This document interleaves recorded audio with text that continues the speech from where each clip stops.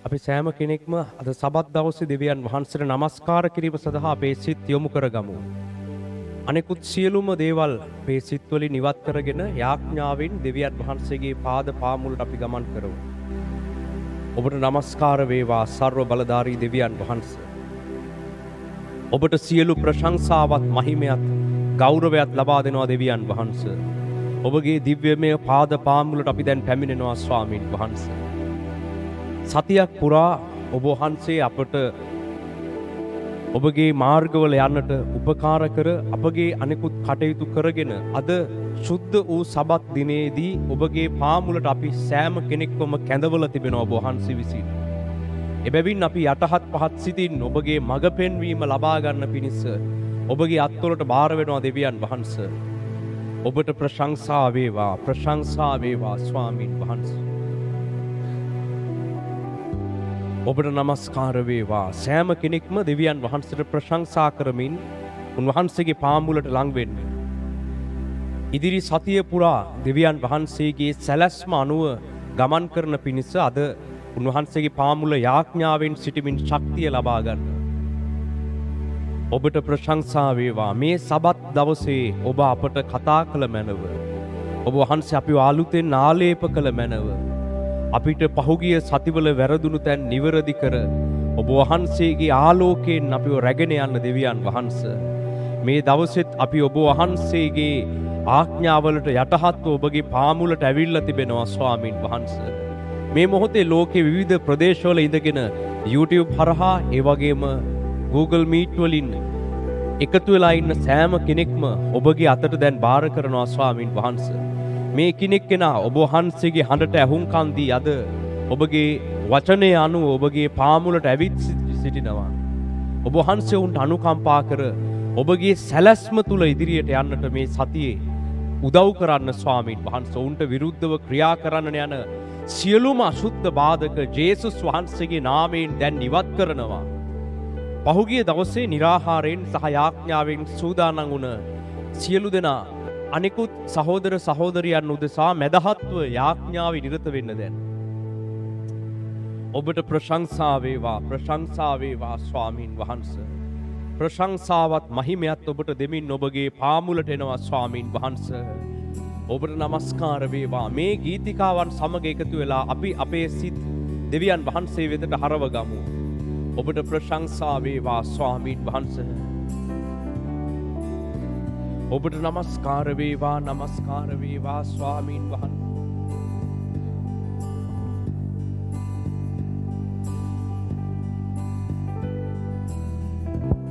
අපගේ ජීවිතයේ උතුම්ම දෙය ඔබ වහන්සේව නමස්කාරකට ඔබ වහන්සේගේ පාමුල රැඳී සිටීමයි. ස්වාමීන් වහන්සේ වෙනත් උතුම් දෙයක් නැත. ඔබ වහන්සේව හඳුනගෙන ඔබගේ පාමුලට පැමිණීම තරම් උතුම් දෙයක් තවත් නැත. ඔබත් එක්ක සම්බන්ධ වීම තරම් උතුම් දෙයක් තවත් නැත දෙවියන් වහන්සේ. අපිට ඔබ වහන්සේත් එක්ක සම්බන්ධ වෙන්නට උදව් කරන්න. අපි යුතු ලෙස යාඥා කළ යුත්තේ කෙසේදයි නොදනිමු. නමුත් ඔබ වහන්සේගේ ආත්මයන් වහන්සේ අප තුල තබා මේ යාඥා කාලය ඉදිරියට රැගෙන යන්න කියලා ඉල්ලා සිටිනවා ස්වාමීන් වහන්සේ. මා ජීවිතේ උතුම්ම දේ ඔබ නැමදීමයි. මා ජීවිතේ උතුම්ම දේ ඔබ පැසසීමයි. ඔබව නමදීමි ඔබව පසසමි. මා ජීවිතේ උතුම්ම දේ ඔබ නැමදීම.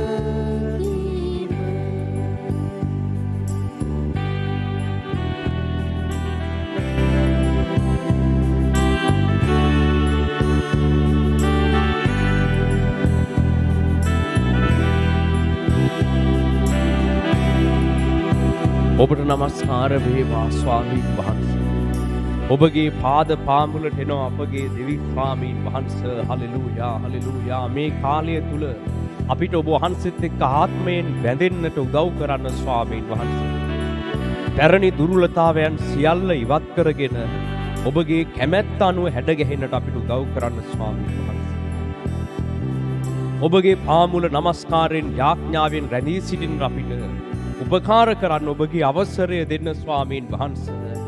ශුද්ධාත්මයන් අප කෙරෙහි ප්‍රකාශ වෙන්න මේ ප්‍රශංසා කාලයේ අතරතුර ඔබ වහන්සේ මේ එකිනෙක කෙනාට අත ගැසුව මැනව හැම කෙනෙක්ම අනෙකුත් සියලු දේවල් පසෙක දමා යාඥාවේ නිරත වෙලා සිටින්න. පිටත දේවල් වලට සිත් යොමු කරන්නේ නැතුව අඛණ්ඩව ප්‍රශංසාවේ නමස්කාරයේ යෙදී සිටිමින් මේ සුද්ධ සබත් දිනය තුල දෙවියන් වහන්සේගේ බලය සමග එකතු වෙන්න ඔබට නමස්කාර වේවා දෙවියන් වහන්සේ. මා ජීවිතේ උතුම්ම දේ ඔබේ ප්‍රේමයයි. මා ජීවිතේ උතුම්ම දේ ඔබේ සේවයයි. ඔබට ප්‍රේමය කරමි ඔබට සේවය කරමි. මා ජීවිතේ උතුම්ම දේ ඔබේ සේවයයි. ඔබට නමස්කාර වේවා දෙවියන් වහන්සේ. ඔබගේ පාද පාමුලට පැමිණෙනවා අපගේ දෙවි ස්වාමීන් වහන්සේ. නමස්කාර වේවා නමස්කාර වේවා නමස්කාර වේවා. අද දවසේ සියලු කටයුතු ඔබට බාර කරනවා. ඔබේ පාමුල තබනවා. ජේසුනි අපිට උදව් කරන්න. අපගේ දෙවියන් වහන්සේ අපිට උදව් කරන්න. අපට පිහිට වෙන්නට පැමිණි අපගේ ගැලවුම් කරුවාණනි අපිට උදව් කරන්න. මේ අඳුරු ලෝකයෙන් මිදී ඔබ වහන්සේගේ සැලසුම් හඳුනගෙන ඔබ සමග ඉදිරියට යන්නට අපිට උදව් කරන්න. ජේසුනි ජේසුනි සියලු රැවටිලිකාරී දේවල් වලින් අපව මුදවා ඔබගේ සැලැස්ම තුල ඉදිරියට රැගෙන යන්න. ජේසුනි හලෙලූයා හලෙලූයා. ඔබට නමස්කාර නමස්කාර වේවා නමස්කාර වේවා නමස්කාර වේවා. සෑම කෙනෙක්ම අඛණ්ඩ යාඥාවේ යෙදී සිටින්න. මේ වෙලාවේ වෙනත් දේවල් වලට අවධානය දෙන්න එපා. අන්තර්ජාලයෙන් සම්බන්ධ වෙලා ඉන්න සියලු දෙනාමත් වෙනත් කිසි දෙයකට අවධානය දෙන්නේ නැතුව යාඥාවේ නිරත වෙන්න අපි සමග එකතු වෙලා වෙනත් අදහස් වලින් වෙනත් අරමුණු වලින් මෙතන රැඳී සිටින්න එපා. මේ දෙවියන් වහන්සේගේ අභිමුඛය ප්‍රකාශ කරනු ලබන සබත් දේව මෙහෙය තුලටයි ඔබ ඇවිල්ලා තිබෙන්නේ. එබැවින් එකම අරමුණකින් උන්වහන්සේව නමස්කාර කරමින් උන්වහන්සේගේ පාද පාමුල යාඥාවේ නිරත වෙන්න. අනෙකුත් සියලු සිතුවිලි ජේසුස් වහන්සේගේ නාමයෙන් ඉවත් කරන්න. අන්‍ය භාෂාවන් ලබා තිබෙන අය එම අන්‍ය භාෂාවේ දීමනාවන් වලින් දේව දූතයන් කතා කරන භාෂාවලින් ස්වර්ගික අනෙකුත් භාෂාවන් වලින් යාඥා කරමින් දෙවියන් වහන්සේට ප්‍රශංසාව ගෙනෙන්න. අනෙක් සෑම කෙනෙක්ම තම තමන්ට තේරෙන භාෂාවෙන් දෙවියන් වහන්සේට ප්‍රශංසාවත් නමස්කාරයත් ලබා දෙමින් සිටින්න. ඔබට නමස්කාර වේවා ස්වාමීන් වහන්සේ. හලෙලූයා. ඔබට නමස්කාර වේවා නමස්කාර වේවා අපගේ දෙවියන් වහන්සේ. ජේසුනි ඔබට ප්‍රශංසාව ලබා දෙනවා. ප්‍රශංසාව ලබා දෙනවා. හලෙලූයා හලෙලූයා හලෙලූයා. මහෝත්තම දෙවියන් වහන්සේ ලිබා ලිහා තෙලේ හබා ලේතා ලෙමා නේ හා කා හෙතේ ලෙහේ කෙහෙ තෙලේ හබ ලත ලහ බලහ තෙලේ. ප්‍රශංසා වේවා ප්‍රශංසා වේවා ප්‍රශංසා වේවා ස්වාමීන් වහන්සේ. හලෙලූයා හලෙලූයා. ඔබට ප්‍රශංසා වේවා. ඔබට ප්‍රශංසා වේවා ස්වාමීන් වහන්සේ. ඔබට නමස්කාර වේවා. ඔබට නමස්කාර වේවා ස්වාමිනී.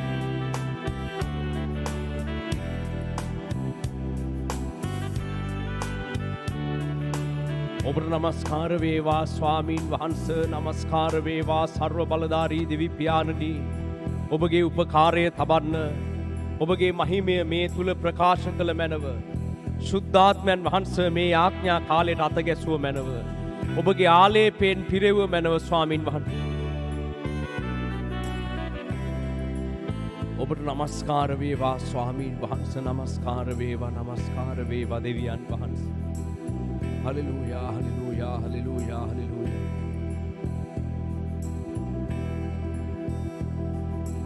Jesu,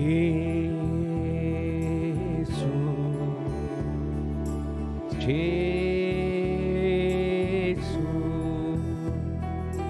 Jesu,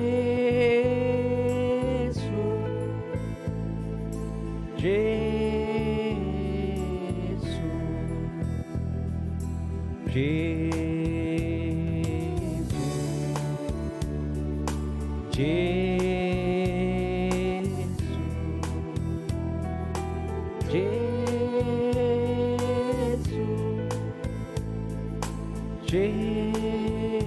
Jesu, Rajunge Rajatuma,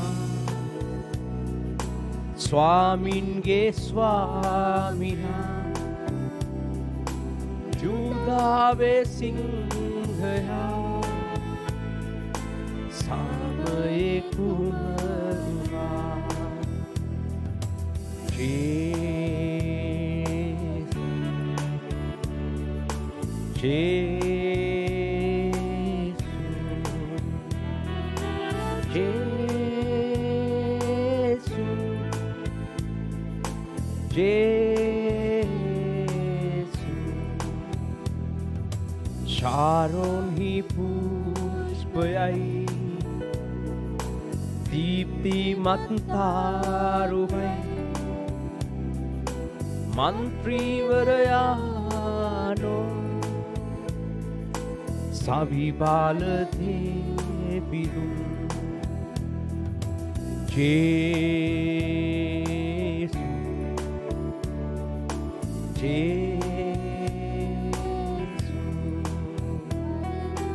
Jesus, Jesus.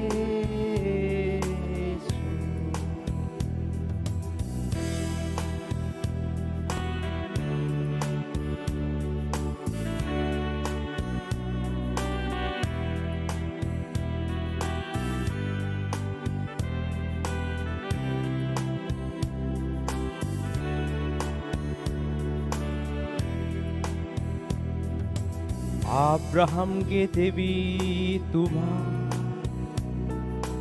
Isaacge devi tuma, Jacobge devi tuma, ob mage raja tuma, Jesus, Jesus, Jesus, Jesus, Jesus,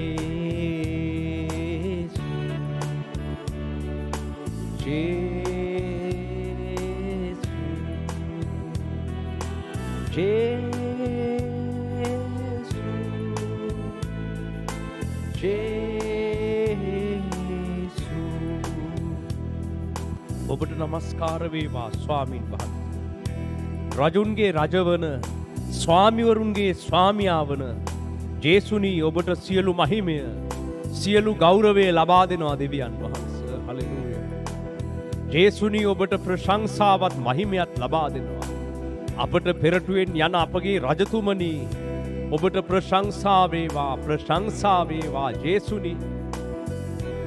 ජේසුස් වහන්සේට ගෞරවය දක්වන සියලු දෙනා උන්වහන්සේගේ පාද පාමුල වැඳ වැටි නමස්කාර කරන්න.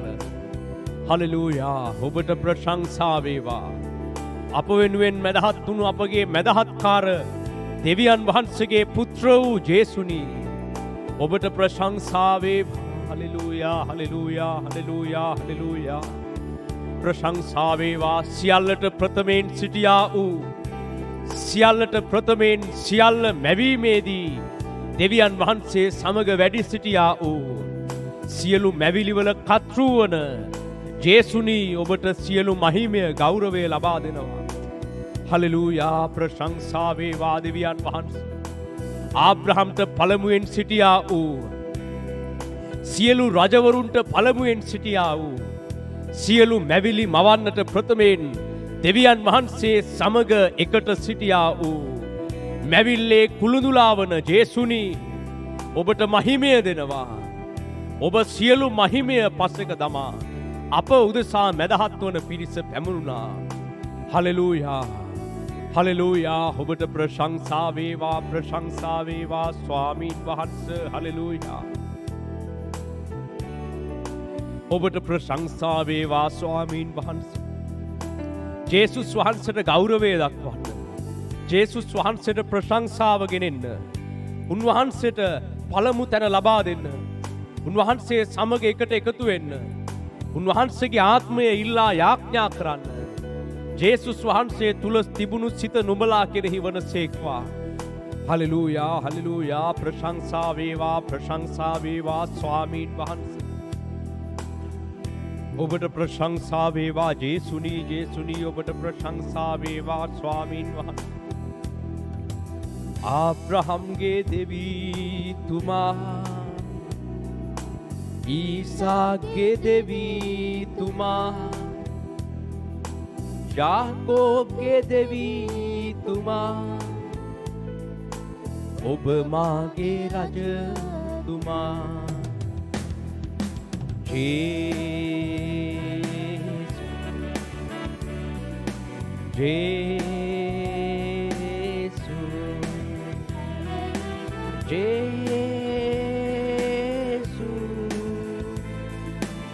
Jesu,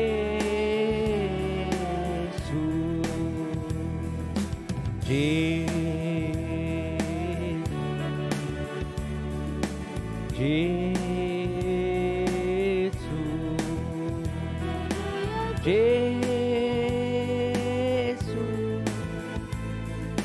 Jesu. ඔබට නමස්කාර වේවා දෙවියන් වහන්සේ. ඔබට මහිමය වේවා සර්ව බලධාරී දෙවි පියාණන් වහන්සේ. ඔබට නමස්කාරය වේවා මුළු විශ්වය මවා පාලනය කරන අසීමිත බල සම්පන්න දෙවි පියාණන් වහන්සේ. ඔබගේ පාද පාමුලට මේ සබත් දිනේ පැමිණෙනවා. ඔබට නමස්කාර වේවා නමස්කාර වේවා නමස්කාර වේවා. සියලු බලැති දෙවි පියාණන් වහන්සේ. ඔබට සදා කාලයෙන් සදා කාලයට මහිමය වේවා. ඔබට සමාන කෙනෙක් නැත. ඔබට ඉහළින් කිසිවෙක් නැත. ඔබට සමාන කරන්නට කිසිදු නාමයක් නැත ස්වාමීන් වහන්සේ. ඔබට නමස්කාර වේවා සර්ව බලධාරී දෙවි පියාණන් වහන්සේ. ලිබාලිකා ලේහා තෙලෙහි බෙලෙතෙලෙහි මෙනිකලේ ලික ලත ලබ හතේ හෙබේලි හා තෙලෙ හබ ලත ලබ ලබ ලමනක ලහ තෙලෙහි. මුළු විශ්වය මවා පාලනය කරන අසීමිත බල සම්පන්න දෙවියන් වහන්සේ. ඔබගේ පාමුල සිටීමට අපි සුදුසු නැත. හලෙලූයා. ඔබට නමස්කාර වේවා. අපි ඔබගේ කරුණාව නිසා අද ඔබගේ පාමුලට ඇවිල්ලා සිටිනවා. ඔබ අවසර දී තිබෙන නිසා ඔබගේ පාමුලට ඇවිල්ලා තිබෙනවා. ඔබගේ පාමුල ගීතිකා කියන්නට අපි සුදුස්සන් නොවේයි. ඔබට නමස්කාරය දෙන්නට අපි සුදුස්සන් නොවේයි. ඔබගේ අධික බලය ඉදිරියේ සිටින්නට අපි සුදුස්සන් නොවේයි. ඔබගේ ධර්මිෂ්ඨකම ඉදිරියේ අපිට කෙලින් සිටගත නොහැක. ස්වාමිනී ඔබගේ මහිමය සදා කාලයෙන් සදා කාලයට බැබලෙනසේක. හලෙලූයා. මනුෂ්‍ය ජාතිහු ඔබ වහන්සේගේ ධර්මිෂ්ඨකම හඳුනා ගන්නෝය. Hallelujah hallelujah. ඔබ කවුදැයි මනුෂ්‍යයන් හඳුනගන්න කාලය පැමිණෙන්නෝය. හලෙලූයා. හබාලේ හාතෙලේ හබාලේ හාතෙලේ හබාලේ හාතෙලේ. අධික ආලෝකයේ මැදේ තුන්වන ස්වර්ගයේ වැඩවාසය කරන දෙවියන් වහන්සේ. ඔබට මහිමය වේවා මහිමය වේවා. ඔබට ස්වර්ගවල ඉඩ මදිය. හලෙලූයා. හබාලි හාතෙලේ හෙබේලේ හාතෙලේ. ඔබ අසීමිතයි. ඔබට සීමාවක් මායිමක් නැත. ඔබගේ ආලෝකයේ ඉදිරියේ බල සම්පන්න කෙරුම්වරුන් පවා සිටින්නේ නැත. හලෙලූයා. හබාලේ හාතෙලේ හබාලේ හාතෙලේ හබාලේ හාතෙලේ. ඔබට ප්‍රශංසා වේවා. ඔබගේ නුවණ දැනගත්ත කෙනෙක් නැත. ඔබගේ මහිමය තේරුම් ගත්ත කෙනෙක් නැත. ඔබගේ සැලසුම් දන්න කිසිවෙක් නැත.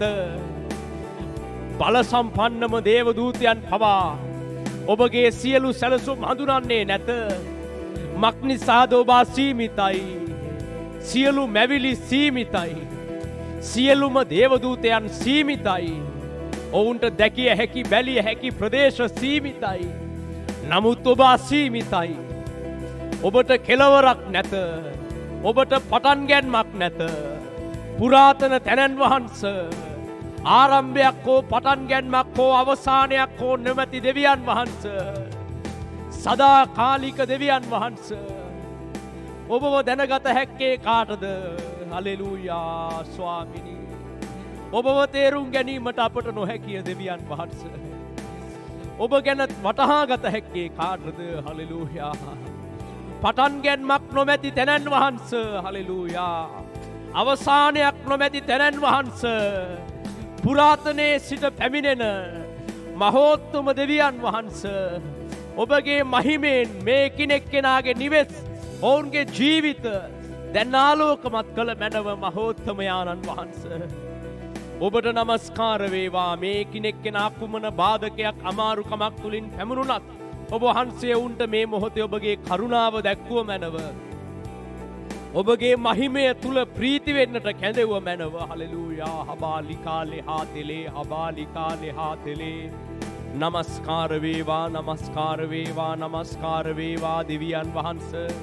අප තුල වැඩ වාසය කළ මැනව දෙවියන් වහන්සේ. හලෙලූයා හලෙලූයා හලෙලූයා හලෙලූයා. හබාලේ හාතෙලේ හලෙලූයා. හබාලේ හාකාතෙලේ හිබේලේ හාතෙලේ හබාලේ හාතෙලේ හිබෙලේ කිතෙලේ හිමිනේ කෙලෙහි තෙලෙහි.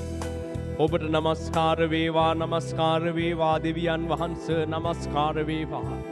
ඔබගේ ආත්මයෙන් අපිව පුරවන්න. හලෙලූයා. හබාලි හාතෙලේ හබාලි හාතෙලේ හබාලි හාතෙලේ හිබෙලේ කිතෙලේ හිමිනේ කෙලෙහි. ඔබගේ ආත්මයෙන් අපිව පූර්ණත්වයට අරගන්න මහෝත්තම දෙවියන් වහන්සේ. ලිබලතලහ මනකලතෙලේ හිබෙලේ. ශුද්ධාත්මයන් වහන්සේව ඉල්ලන්න දෙවියන් වහන්සේගෙන් හැම කෙනෙක්ම. ශුද්ධාත්මයන් අප තුල ක්‍රියා කරන්න. ශුද්ධාත්මෙනි අප වෙතට වඩින්න. අප වෙතට වඩින්න ශුද්ධාත්මයන් වහන්සේ. ලිබාලි හාතේ ලිමානා කාලා හාතෙලේ හිබෙලේ තෙලෙහි. අප වෙතට වඩින්න ශුද්ධාත්මයන් වහන්සේ. ලිතලා බලතලා බලහතෙලේ හමනකලා හතෙලෙහි. ලිකලා හාතෙලේ හිබෙලේ හෙතෙලේ හමනකලා හතලා හබලහ කහතෙලෙහි. ඔබට නමස්කාර වේවා නමස්කාර වේවා නමස්කාර වේවා ස්වාමීන් වහන්සේ. ඔබට නමස්කාර වේවා නමස්කාර වේවා අපගේ දෙවි පියාණන් වහන්සේ. හලෙලූයා හලෙලූයා හලෙලූයා හලෙලූයා හලෙලූයා ස්වාමීන් වහන්සේ. ඔබට නමස්කාර වේවා ස්වාමීන් වහන්සේ. ශුද්ධාත්මයන් වහන්සේට ආරාධනා කරමින් උන්වහන්සේගේ පාමුල ආත්මයෙන් යාඥා කරමින් සිටින්න. පිටතට අවධානය යොමු නොකර අඛණ්ඩ යාඥාවෙම රැඳී සිටින්න. ශුද්ධාත්මයන් වහන්සේට ඉඩ දෙන්න ඔබ තුල.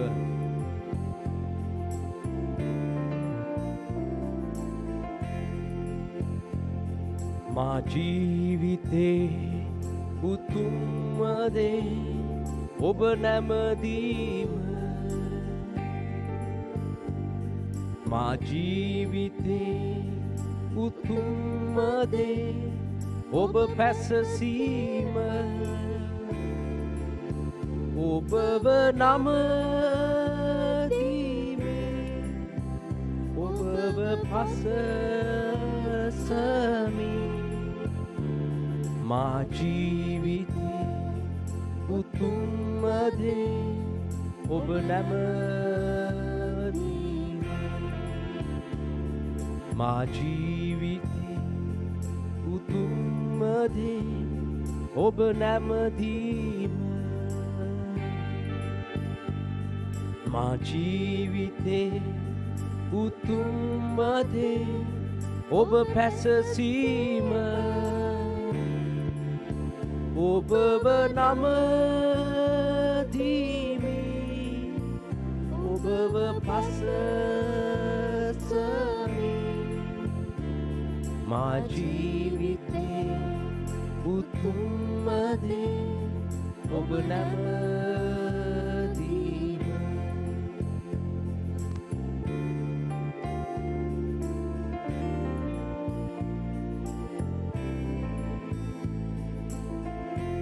ඔබට නමස්කාර වේවා දෙවියන් වහන්සේ. නමස්කාර වේවා දෙවි පියාණන් වහන්සේ. ඔබගේ දිව්‍යමය හස්තයට අපි දැන් බාර වෙනවා මහෝත්තම දෙවියන් වහන්සේ. හලෙලූයා. ඔබට ප්‍රශංසා වේවා ස්වාමීන් වහන්සේ. මේ වෙලාවේ අපි ශුද්ධාත්මයන් වහන්සේගෙන් ඉල්ලා සිටිමු අද අපිට කතා කරන්න කියලා. හැමෝම උන්වහන්සේගෙන් ඉල්ලා යාඥා කරන්න. ඒ අතරතුරේ අපි අද දෙවියන් වහන්සේගේ වචනය සඳහා මැදහත් වෙලා යාඥා කරමු.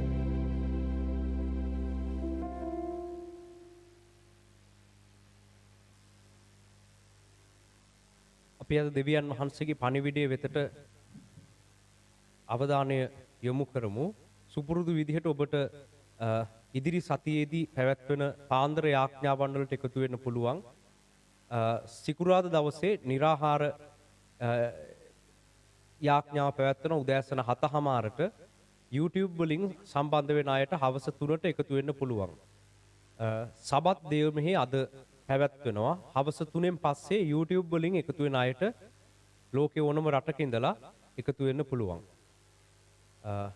ඒ වගේම දුරකථන ඇමතුම් ලබා ගන්න අය සතිය දවස්වල උදේවරුේ කතා කරන්න. පහුගිය සතියේ යම් කෙනෙක්ට කතා කරගන්න බැරි වුණා නම් මේ සතියේ උදේවරුේ ඒ අය කතා කරන්න. අපි අද දෙවියන් වහන්සේ අපිට ලබා දෙන පණිවිඩය වෙතට අපේ සිත් යොමු කරමු. ලෝකේ නායකත්වය පිළිබඳව බොහෝ මතභේදාත්මක කාලයන් අපි පසු කරගෙන පැමිණලා තිබෙනවා. ශ්‍රී ලංකාවේ පවා නායකත්වයන් ගැන අපි මිනිස්යන් වැඩිදුර කතා කරන කාලයක අපි සිටිනවා. පහුගිය කාලයේ මුළුල්ලේම අපි දුටුවා නායකත්වය කොහොම වෙන්න ඕනද කියලා මිනිස්සු අදහස් දැක්වුවා. සමහර නායකත්ව පිළිගත්තා, සමහර නායකත්ව හෙලා දකිනු ලැබුවා. නායකත්වය මීළඟට කොහොම එකක් වෙන්න ඕනද කියලා මිනිස්සු විවිධ අදහස් දක්වලා තිබුණා. ඉතින් ලෝකයට නායකත්වයක් අත්‍යවශ්‍යයි. රටකට නායකත්වයක් අත්‍යවශ්‍යයි. ඒ වගේම අපේ සියලු දෙනාගේම ජීවිතවලට නායකත්වයක් අත්‍යවශ්‍යයි. ඒ නායකත්වය කෙබඳු ආකාර එකක් විය යුතුද කියන එක ගැන අපි පැහැදිලි අවබෝධයක් ලබා ගත්තේ නැත්නම් මිනිස්සු වැරදි නායකත්ව තෝරගන්නවා. වැරදි නායකත්ව වල ස්වરૂප පැහැදිලි වෙන්න ටික කාලයක් ගත වෙනවා. ඒක අතීතේ ඉඳලා දැන් ශ්‍රී ලාංකිකයන්ට ඒ අත්දැකීම තිබෙනවා. අතීතේ ඉඳලම මිනිසුන්ට අත්දැකීමක් තිබෙනවා. නායකත්ව තෝරගත්ත නමුත් ටික කාලයක් යනකොට තමයි ඒ මුලින් බලාපොරොත්තු වුණු ස්වરૂපය ඒ නායකත්වවල නැති බව පේන්න පටන් ගන්නේ. ඉතින් වෙන නායකත්ව තෝරගන්නවා. මිනිස්සුන්ට නායකත්වයක් නැතුව ඉදිරියට යන්නත් බැහැ. ඒ නිසා වුන් වෙන නායකත්ව තෝරගන්නවා. ඉතින් නායකත්ව කොහොමද තෝරගන්නේ? ඒ නායකයන් විසින්ම කරන දේවල් වලින්. ඒගොල්ලොම තමයි කියන්නේ මම තමයි ඊළඟට හොඳ නායකයා. ඒක නිසා මාව තෝරගන්න කියලා කියද්දී ඉතින් ජනතාවට මිනිස්සුන්ට වෙන විකල්පයක් නැති වුණා. මේ තමන්ම හොඳයි කියලා කියාගන්න නායකත්වය මීළඟ නායකයා විදිහට පත් කරගන්න ජනතාවට සිදු වෙලා තිබෙනවා. ඉතින් දැන් මීළඟ නායකත්වය කොහොම වෙන්න ඕනද කියන එක ගැන රටේ විවිධ මතිමතාන්තර රැසක් මේ දිනවල කතා බහට ලක් වෙලා තිබෙනවා. ලංකාවේ පමණක් නොවේ මුළු ලෝකෙම නායකත්වය ගැන මේ ඇති වෙලා තිබෙන ලෝක අර්බුද සමග ප්‍රශ්න පැන නගිලා තිබෙනවා. ඇත්තටම මේ නායකත්වය දැන් තිබෙන නායකත්ව වලට මේක හසුරුවගෙන යන්න පුළුවන්ද? මේ ලෝකයේ ඉදිරියට රැගෙන යන්න පුළුවන්ද කියන ප්‍රශ්නේ ඇති වෙලා තිබෙනවා. ඒ නිසා ඊට සුදුසු ගැළපෙන වෙන නායකත්ව කවුද කියන එක ගැන අවධානය යොමු වෙලා තිබෙනවා. දැන් අපි අද අධ්‍යයනය කරන්න සූදානම් වෙනවා. ඇත්තටම දැන් අපි කිතුණුවන් වශයෙන් අපි දෙවියන් වහන්සේව හඳුනන පිරිසක් වශයෙන් අපි කොහොමද නායකත්වය තෝරගන්නේ? කවුද අපේ නායකයා විය යුත්තේ? එතකොට අපි නායකත්වයක් තෝර ගැනීමේදී මොනවද සලකා බලන්නේ? කොහොමද අපි මීළඟට සුදුසු නායකත්වය අපි කාගේ අතටද අපි එතකොට බාර වෙන්න යන්නේ? අපි මීළඟට නායකත්වයක් සොයාගන්න ගනිද්දී කලින් වෙච්ච වැරදි සිදු වෙන්නේ නැතිව නිවැරදි තෝර ගැනීමක් අපි කරන්නේ කොහොමද කියන එක අපි අද නිවැරදිව අධ්‍යයනය කරගන්න අවශ්‍යයි. එහෙම නැත්නම් පස්සේ තමයි ඒ ප්‍රශ්නෙට උත්තර හොයන්න යන්නේ. පස්සේ උත්තර හොයනකොට ගොඩක් ප්‍රමාද වැඩි. ලංකාවේ ඉතිහාසයේ පුරාම අපි දැක්කේ නායකත්වය කොහොමද කියන එක පසුකාලීනව පැහැදිලි වුණා ගොඩක් දෙනෙක්ට. මුලදී හොඳයි කියලා හිතුණු නායකත්ව පස්සේ හොඳ නැති බව පේන්න පටන් ගත්තා. හැබැයි එතකොට පරක්කු වැඩි. එතකොට වෙන්න තියෙන දේවල් වෙලා ඉවරයි. නායකත්වය බලය ගිහිල්ලා ඉවරයි. තමන්ගේ පාලනය වෙන කෙනෙක් අතට ගිහිල්ලා ඉවරයි. මිනිස්යන්ගේ පාලනය වෙන තැනකට ගියාට පස්සේ එතනින් එහාට ඒ නායකත්වය තමන්ට ඕන විදියට ඒක හසුරුවනවා. ඉතින් වෙන අය කෙරෙහි විශ්වාස කරලා ඊළඟ නායකත්ව පත් කළත් එලෙසම වුණා. ලෝකේ නායකත්වය මේ ආකාර වන බව දෙවියන් වහන්සේම මිනිසයන්ට ප්‍රකාශ කළා. මෙතෙක් කාලයක් මේ ලෝකේ පැවති නායකත්වවල ස්වરૂප අපිට ඉතා පැහැදිලිව අඳුර ගන්න පුළුවන්. මීට අවුරුදු දහස් ගානකට පෙර පටන්ම පොළවේ නායකයන් බිහි වුණා. පොළවේ රජවරු බිහි වුණා. පොළව පාලනය කරන ගොඩාක් පිරිසක් බිහි වුණා. ඒ එක එක්කෙනාගේ චරිත ස්වභාවය, ඔවුන්ගේ ගති ලක්ෂණ අපි හොඳින් දන්නවා. රජවරුන්ගේ ගති ලක්ෂණ, රජවරුන්ගේ ස්වરૂපය අතීතේ ඉඳලම අපිට ඔවුන් ගැන හොඳ අත්දැකීමක් තිබෙනවා. ඉතින් මේ රජවරු ඇත්තටම කොයි ආකාර වෙනවද කියලා දෙවියන් වහන්සේ ඊශ්‍රායල් ජාතියට පැහැදිලි කළා. ඊශ්‍රායල් ජාතිය එතෙක් කාලයක් රජු විදිහට සලකනු ලැබුවේ දෙවියන් වහන්සේව. දෙවියන් වහන්සේගේ පාලනය තුල තමයි ඔවුන් මිසරේ ඉඳලා කානාන් දක්වා පැමිණුනේ.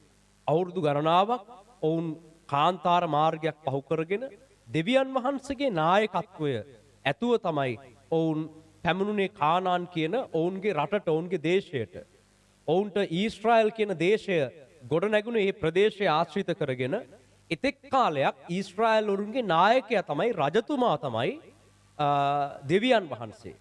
හැබැයි අන්‍ය ජාතිකයන්ට, වෙනත් රටවල් වල ඉන්න මිනිස්සුන්ට ඔවුන්ගේම රජවරු, මනුෂ්‍ය රජවරු ඉන්නව දැක්කම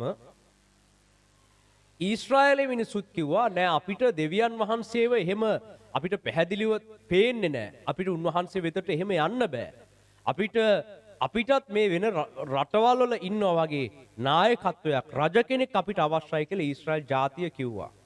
එසේ කියපු නිසා, ඊශ්‍රායල් ජාතිය එලෙස රජ කෙනෙක්ව ඉල්ලපු නිසා දෙවියන් වහන්සේ කිව්වා හරි, මේගොල්ලෝ මගෙන් රජ කෙනෙක් ඉල්ලන නිසා මම යාලට රජෙක්ව ලබා දෙනවා. හැබැයි ඒ රජතුමා නුඹලා ඉල්ලපු නිසා දෙනවා. දැන් මනුෂ්‍ය පාලකෙක් දෙනවා. එහෙම දුන්නම ඔහුගේ ස්වરૂපය කොහොමද කියලා දෙවියන් වහන්සේ පැහැදිලි කරලා දුන්නා.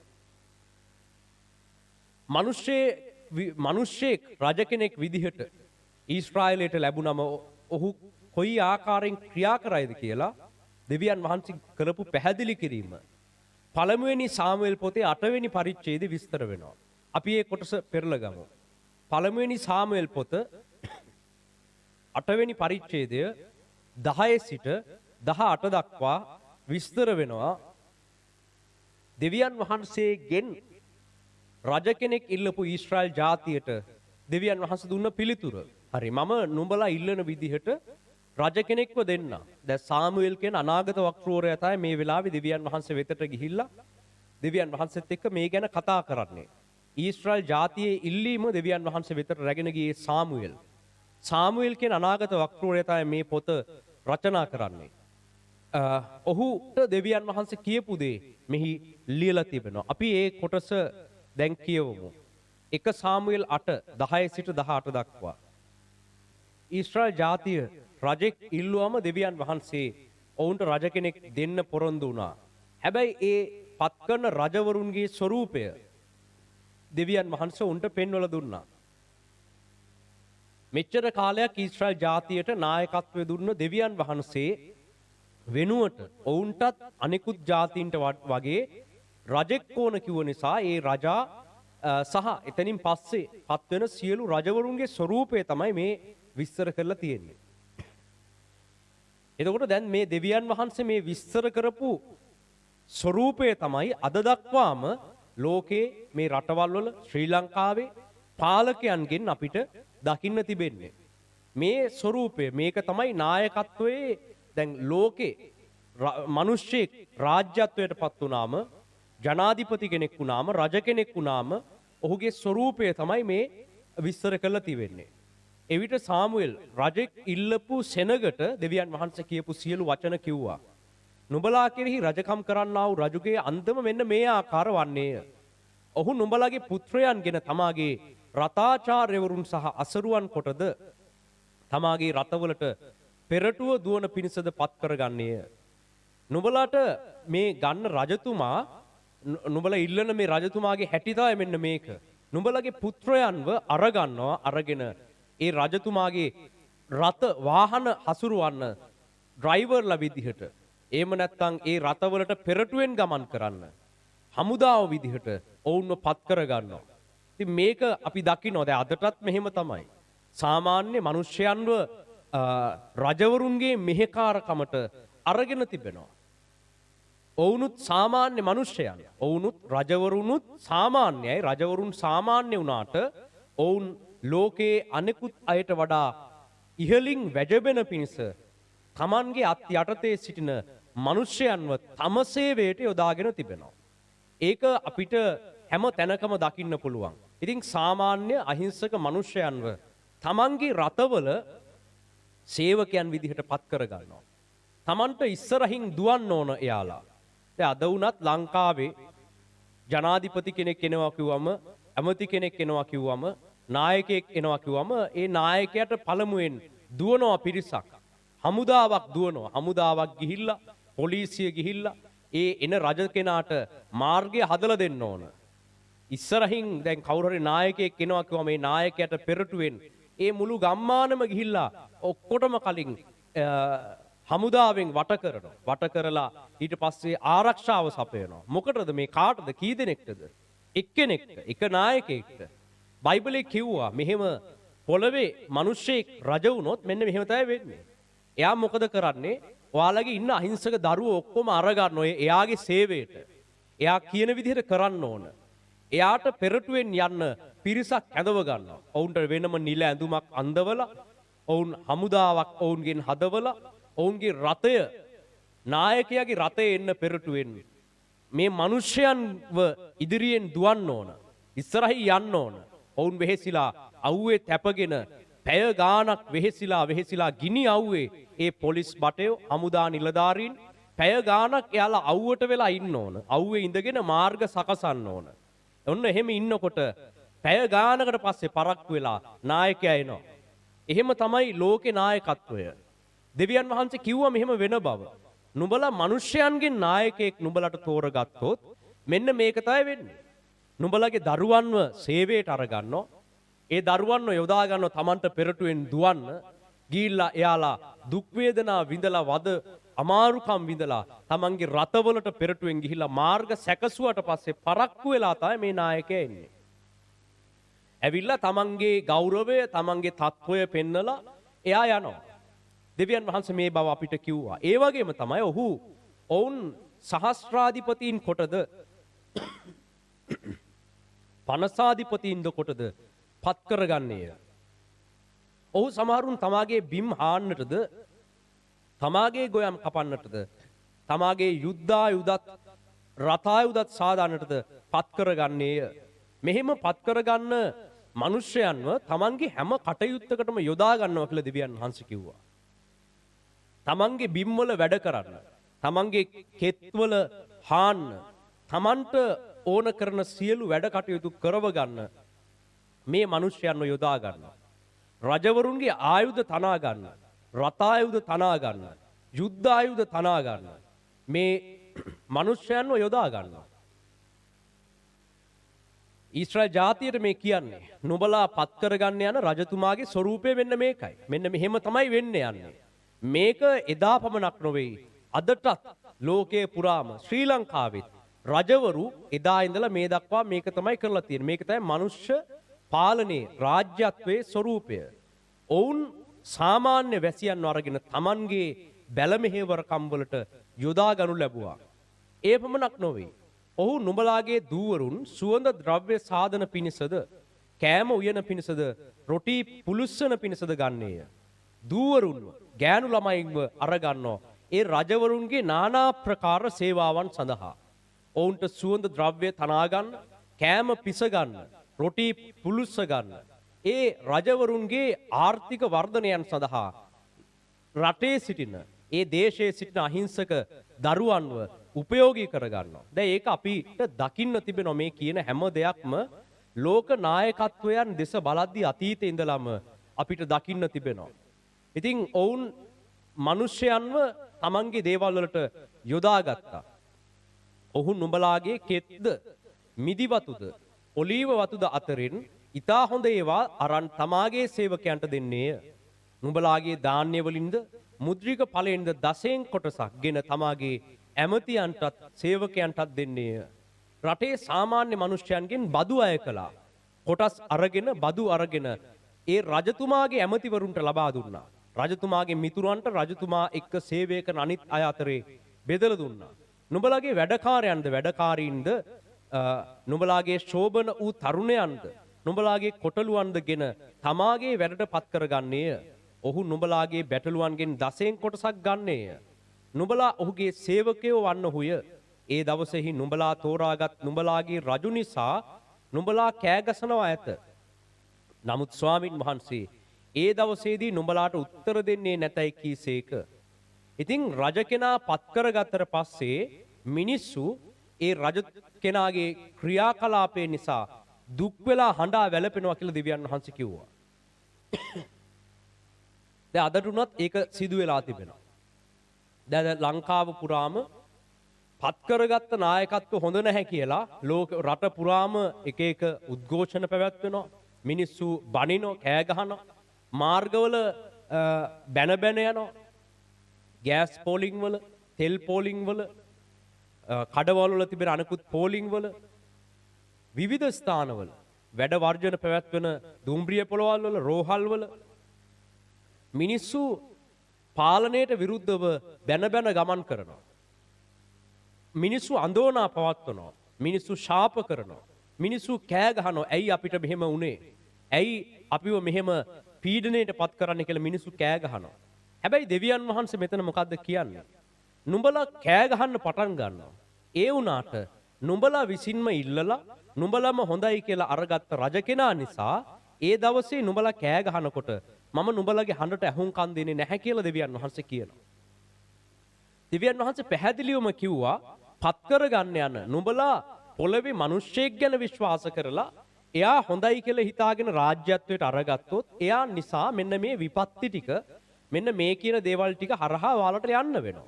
ඒ පත් කරගන්න රජ කෙනා ඔයාලව පාවිච්චි කරනවා. ඒක තමයි අතීතයේ ඉඳලම සිදු වුනේ. පොළවේ රජවරු ඒක තමයි කරේ. ඒ රජවරු මිනිස්යන්ව පීඩණයට පත් කළා. ඔවුන්ව යොදාගෙන බැල මෙහෙවර කමට යොදාගෙන සුළු පඩියක් සුළු දෙයක් ලබා දීලා ඔවුන් රජයට බැල මෙහෙවරකම් කරන තත්වයට ඒ අයව පත් කරවලා තමන් වැජ වෙනවා. ඒක තමයි රජවරුන්ගේ ස්වරූපය. පොළවේ රජවරු මිනිස්සු රජ වුණාම එහෙම තමයි. මිනිස්යන්ව තමන්ගේ අනසකට නතු කරගෙන තමන්ට ඉහළින් යන්න දෙන්නේ නැහැ කාටවත්. තමන්ගේ කැමැත්තට විරුද්ධව යන්න දෙන්නේ නැහැ. තමන්ට අවශ්‍ය කරන දේවල් මේ මිනිස්යන් තුලින් ලබා ගැනීමට කටයුතු කරනවා. තමන්ගේ සියලු කටයුතු ඒ රාජ්‍යයේ සිටින මිනිස්යන් උපයෝගී කරගෙන ඉටු කර ගැනීම තමයි රජ කෙනෙක්ගේ ස්වරූපය. ඉතින් ලංකාවේ පමණක් නෙමෙයි ලෝකයේ පුරාම වසර දහස් ගාණක් තිස්සේ බොහෝ අධිරාජ්‍යයන් සහ රජවරුන් පාලනය දියත් කරලා තිබුණා ලෝකයේ මිනිස්යන් මත. ඒ සෑම රජ කෙනෙක්ම තමන්ගේ අභිවෘද්ධිය සඳහා තමන්ගේ වර්ධනය සඳහා වැඩ කරපු අය. දැන් මිනිසුන්ට තේරෙන්න අවශ්‍යයි පොළවේ මුල ඉඳලම හිටපු මොන රජ කෙනෙක්ද මිනිස්යන් ගැන හිතලා වැඩ කරලා තිබෙන්නේ. සියලුම දෙනා තමන් ගැන හිතලා තමන්ගේ අභිවෘද්ධිය සඳහා තමන්ගේ ගෞරවය සඳහා තමන්ගේ තත්වය සඳහා වැඩ කරලා තිබෙනවා. තමන්ට ඕන කරන වැඩ ටික ඉටු කරගන්න මිනිස්යන් උපයෝගී කරගෙන තිබෙනවා. මිනිසුන්ට සේවය කරන්න කියලා තමයි රාජ්‍යත්වයට එන්නේ ගොඩක් අය. හැබැයි ආවට පස්සේ මිනිස්සු එකතු වෙලා ඒ රජ කෙනාට සේවය කරන්න සිද්ධ වෙනවා. කවුරු හරි කෙනෙක් ඒ රජ කෙනාට විරුද්ධව ගමන් කළොතින් එතකොට මේ මිනිස්සුන්ට දැඩි තාඩන පීඩන වලට මුහුණ දෙන්නට සිදු වෙනවා. හැබැයි මුලදී කොහොමද කියන්නේ? දැන් ලංකාවේ නම් ඡන්දේ කාලේ මෑත ඉතිහාසයේ කොහොමද කියන්නේ? අපි මිනිස්යන්ගේ සේවයට එනවා. අපි මිනිස්යන් සිටින තැන්වලට එනවා. ඇවිල්ලා ඒ මිනිස්යන් එක්ක කතා බහ කරලා ඔවුන්ගේ ප්‍රශ්නවලට අපි පිළිතුරු දෙනවා. ඉතින් ඒ කාලවලදී මිනිස්සු රැවටෙනවා. මිනිස්සු හිතන ඇත්තටම මේ රජතුමා නම් එහෙම කරයි. මේ නායකයා එහෙම කරයි කියලා හිතලා ජනතාවගේ නායකයෙක් කියලා එයාව පත් කරගන්නවා. ඉතින් ඒගොල්ලෝම පෝස්ටර් ගහ ගන්නොත් ජනතාවගේ නායකත්වය කියලා. ජනතාවට ප්‍රේම කරන නායකත්වය කියලා ගහ ගන්නවා. ඉතින් ඒකට අපි රැවටෙනවා. වසර ගාණක් රැවටිලා ඔවුන්ට බලය දුන්නම ඔවුන් අපිට සේවය කරන වෙනුවට දැන් මේ මුළු රටටම සිදු වෙලා තියෙන්නේ මොකද්ද? මිනිස්සු ඔක්කොම එකතු වෙලා මේ ඉන්න පාලකයෝ කිහිප දෙනෙක්ට සේවය කරන්න සිදු වෙලා තිබෙනවා. අද ලංකාවේ මහා ආර්ථික අහේනියක් තිබෙනවා. ලංකාවේ සල්ලි තිබුණත් භාණ්ඩ හිඟයක් තිබෙනවා. දැන් තෙල් හිඟයි. විදුලි බලය හිඟයි. ඒ වගේම ගෑස් හිඟයි. ඒ වගේම තව බොහෝ අංශ හිඟ වෙමින් පවතිනවා. ඒ හැම තැනකම මිනිස්සු දැඩි පීඩනයකට ලක් වෙලා ඉන්නවා. මිනිස්සු දුක් විඳිනවා. මිනිස්සු හිඟකම් වල බොහෝ කාලයක් ගමන් කරනවා. හැබැයි රජවරුන්ට හිඟකමක් නැහැ. ලංකාවේ පාලකයන්ට කිසිම හිඟකමක් නැහැ. මොකද්ද තියෙන හිඟකම? ඒගොල්ලෝ අපිව මේ රටේ ජීවත් වෙන සාමාන්‍ය වැසියන්ව උපයෝගී කරගෙන ඔවුන් තමන්ගේ තත්ත්වය රැකගෙන තමන්ට ආදායම් සූදානම් කරගෙන මිනිස්සු ණය වෙලා උගස් කරගන්න ඉඩම් ටිකත් ඒගොල්ලෝම අරගෙන මිනිස්සුන්ට කන්න බොන්න නැතුව තම දේපල විකුණනකොට කුණු කොල්ලෙට අඩු මුදලට ඒවත් අරගෙන ඔවුන් තව තව වැජඹෙනවා. ඔවුන් තව තව බලවත් වෙනවා, ශක්තිමත් වෙනවා. පවුල් කිහිපයක් ලංකාවේ ධනවත් වෙලා බලවත් වෙලා ඔවුන්ගේ මිත්‍රයන් අතරේ ලංකාවේ තිබෙන ශාස්ත්‍රීයත්වය බෙදා හදාගෙන ඉන්නවා. බොහොම සමගියෙන් බෙදා හදාගෙන ඉන්නවා. බයිබලයේ මේ එක සාමුවෙල් පොතේ කිව්වා මොකද්ද? මේ අය ලෝකේ පාලකෙක් රජ කෙනෙක් පාලකත්වයට ආවම වෙන්න මේ දේ සිදු වෙනවා. මොකද්ද? මිනිස්සුන්ගෙන් ලබාගෙන තමන්ගේ මිතුරන් අතර බෙදලා දෙනවා. ඒක නවත්තන්න බෑ. කිසි කලක මොන රජේ ආවත් මොන පාලකයා ආවත් ඒක නවතින්නේ නැහැ. ඒක තමයි හැටි. මිනිස්සුන්ගේ ගන්බිම් වලින් හොඳම දේවල් ටික ඒගොල්ලෝ අර ගන්නවා. ලංකාවේ එහෙම නැත්නම් ඒ අදාළ රාජධානියේ තිබෙන වටිනම දේවල් ටික එයාලා ගන්නවා. අරගෙන තමන්ගේ ඇමති මණ්ඩලයට, තමන්ගේ මිතුරන් අතරේ, තමන් සමග සිටින අනෙකුත් පිරිස අතරේ ඒවා බෙදා හදාගෙන ඔවුන් ඒවා භුක්ති විඳිනවා. දැන් අද ලංකාවේ සිදු වෙලා තිබෙන්නේ මෙන්න මේක තමයි. ඉතින් මිනිස්සු කෑ ගහනවා. මිනිස්සු බනිනවා. මිනිස්සු දැන් බනිනවා. හරිද? මිනිස්සුන්ට පාලනය හොඳ නෑ කියලා හිතුනම බනිනවා. ඉතින් අපි ඡන්ද දීපු අය තමයි. ඒ වුණාට දැන් නම් අපි කැමති නෑ කියලා සමහරු බනිනවා, කෑ ගහනවා, අඬනවා. සමහර අය කියනවා අපිට හොඳ වැඩේ. මෙහෙම වෙලා මදි. අපිට මෙහෙම තමයි වෙන්න ඕන. අපි මේ කට්ටියට ඡන්ද දීලා පත් කරගත්තට අපිට මෙහෙම වෙලා මදි කියලා මිනිස්සු Tamanටම ශාප කරගන්නවා. අද බලන්න මේ ප්‍රවෘත්ති බැලුවොතින් එක්ක කොහේ හරි උද්ඝෝෂණයක්, එක්ක කොහේ හරි තැනක වැඩවර්ජනයක්, එහෙම නැත්නම් පෝලිං, එක්ක බාණ්ඩ හිඟ වලට ඔවුන් පොර කනවා. මේ හැම තැනකම ඉන්න මිනිස්සු මොකද්ද දැන් කියන්නේ? මේ පාලනය හරියන්නේ නැහැ. හැබැයි ඒ අතරේ ඔවුන් තව තව බලාපොරොත්තු තියාගෙන ඉන්නවා. නෑ ඊළඟට මේ පාලනය ආවොත් මේ නායකත්වය අපේ නායකත්වය වුණොතින් අපිට යහපතක් වෙයි කියලා ආයසරයක් ඔවුන්ගේ හිත යට තව බලාපොරොත්තුකුත් තිබෙනවා. ඒ අතරේ දැන් තිබෙන පාලනයන් වලට විරුද්ධව ඔවුන් කෑ ගහනවා. මේක තමයි මිනිස්සුන්ගේ හැටි. මිනිස්සුන්ට නායකත්වයක් අවශ්‍යයි. හැබැයි නායකත්වයේ තෝර ගැනීමේදී කවුද මගේ අපේ නායකයා කියන එක තෝර ගැනීමේදී මිනිසයන් ඊටාම මෝඩ විදිහට වසර ගාණක් තිස්සේ දාස් ගාණක් ওই විදිහට තමයි වැඩ කරලා තිබෙන්නේ. ඉතින් ඒ පසුව ඔවුන්ට තේරෙන්න පටන් ගත්තම ඔවුන් කෑ ගහනවා. හැබැයි කෑ ගැහුවට දෙවියන් වහන්සේ මොකද්ද කියලා තියෙන්නේ? නුඹලා කෑ ගහසයි ඒ දවසේ. ඒ වුණාට මම නුඹලට පිළිතුරු දෙන්නේ නැහැ. ඒකට හේතුව නුඹලා තමයි තෝරගත්තේ. දැන් කිතුණුවන්, දැන් ලංකාවේ සිටින කිතුණුවන් පවා කල්පනා කළා අපිට නායකත්වයක් මෙහෙම තියෙන්න ඕන, අපිට පාලකයෙක් ඉන්න ඕන, අපිට යුක්තිය සාධාරණත්වය ඉටු කරලා දෙන්න හොඳ නායකත්වයක්, හොඳ පාලනයක් එන්න ඕන කියලා ගොඩක් කිතුණුවනුත් එකතු වෙලා ආශිර්වාද කරලා සමහර පාස්ටර්ස්ලා බ්ලෙස් කරලා තමයි ලංකාවේ නායකත්වයට පත් උනේ. අතීතේ ඉඳලම ඒක අපි දකිනවා. ඉතින් නායකත්වය රාජ්‍යත්වයට එන්න ලේසි නෑ. ඒ සඳහා දේව දරුවන්ගේ අනුමැතියකුත් අවශ්‍යයි. ඉතින් ඒ අනුමැතියන් ඔක්කොම ලබාගෙන දේව දරුවන්ගෙන් දෙවියන් වහන්සේගේ ආශිර්වාදත් සොරාගෙන රජවරු පත් වෙලා තිබෙනවා. ඉතින් කිතුණුවනුත් හිතුවා මේ රජතුමා හොඳ වෙයි, මෙයා හොඳ වෙයි, මෙයාවම කිතුණු සභාවට මහා ආශිර්වාදයක් වෙයි කියලා ගොඩක් අය අතීතයේ පටන්ම රජවරු මාරු කර කර පත් කරගත්තා. හැබැයි කාලෙන් කාලෙට කිතුණුවනුත් ඊට පස්සේ දුක් වෙන්න පටන් ගත්තා. තමන්ට අසාධාරණ සිදු වෙනකොට. තමන්ව රාජ්‍යයේ බැලමෙහෙවර කම්වලට යොදාගෙන තමන්ට කිසිදු උරුමයක් නොමැතිව ඒ රජවරු සැප විඳිනකොට කිතුණුවනුත් දුක් වුණා. ඉතින් ගොඩක් අයට ඒ පිළිබඳව අවබෝධයක් නැහැ. ඔවුන් උපන්දා ඉඳලම දරිද්‍රතාවයේ උපන්දා ඉඳලම බැලමෙහෙවරකම් වලම ජීවත් වුණු බහුතරයක් මිනිස්යන් තමයි ශ්‍රී ලංකාවේ සිටින්නේ. උපන් දවසේ ඉඳලම රාජ්‍ය පාලනය ගැන විශ්වාස කරලා ඔවුන් දෙන දෙයක් කාලා බීලා හා කමක් නැහැ. අපි මේ දෙන දෙයක් කාලා බීලා ඉන්නම් කියන මානසිකත්වයෙන් හිටපු බහුතරයක් පිරිස තමයි අතීතේ ඉඳලම ලංකාවේ සිටියේ. ඒ නිසා සමහරුන්ට හැඟීමකුත් නැහැ. ඉතින් මොකද්ද ඉතින් මේ රජවරු හොඳට ඉන්නෝ? ඒ රජවරු ඉතින් සැපවත්ව හිටපු දෙන් ඔවුන් මහත්තුරු, ඔවුන් උසස් පැලැන්ති අය, උසස් කුලවල අය, අපි ඉතින් සාමාන්‍ය මහජනතාව අපි ඉතින් තියෙන දෙයක් කාලා බීලා ඔහේ ඒ පාලන තන්ත්‍රවලට යටහත් වෙලා ඉමු කියන හැඟීම තමයි බහුතරයක් ලංකාවේ ගැමියන්ට, ලංකාවේ සාමාන්‍ය මධ්‍යම පාන්තික මිනිස්යන්ට තියෙන්නේ. ඒකට හේතුව ඔවුන් ඉපදිලා තිබෙන්නේ වහල්කම තුල, ඔවුන් මිය යන්නේත් වහල්කම තුල, ඔවුන් සදාකාලිකව ඔවුන්ගේ පරම්පරාවන් මේ දක්වා ජීවත් වෙලා තිබෙන්නේ ඒ බඳු වහල්කම් වල. ඉතින් ඔවුන්ට 아무තු හැඟීමක් නැහැ, 아무තු අදහසක් නැහැ. රාජ්‍ය පාලනය ධර්මිෂ්ඨ වුණොත්, රාජ්‍ය පාලනය යහපත් වුණොත්, රජතුමා ඊටා හොඳ කෙනෙක් වුණොත්, රජතුමා මිනිස්යන් ගැන කල්පනා කරලා මිනිස්යන්ට ප්‍රේම කරන කෙනෙක් වුණොත් අපිට මොන වගේ තත්වයක් උදා වෙයිද කියලා ඒ අඩු ගන්න ඒක පරිකල්පනය කරගන්නවත්, මොන වගේ වෙයිද කියලා හිතා ගන්නවත් බහුතරයක් ලාංකිකයන්ට අදහසක් නැහැ. එහෙම හැඟීමක් නැහැ. ඉතින් හරි වෙන රජ කෙනෙක් ආව කියමු, ඌත් ඔහම තමයි කිය ඔය පාලකේ ඔක්කොම එකයි කිය ඉන්න තත්ත්වයට තමයි බහුතරයක් මිනිස්සු හුරු වෙලා තියෙන්නේ. නෑ හොඳ පාලකෙක් ආවොත් මොන වගේ වරප්‍රසාද මිනිස්සුන්ට ලැබෙයිද?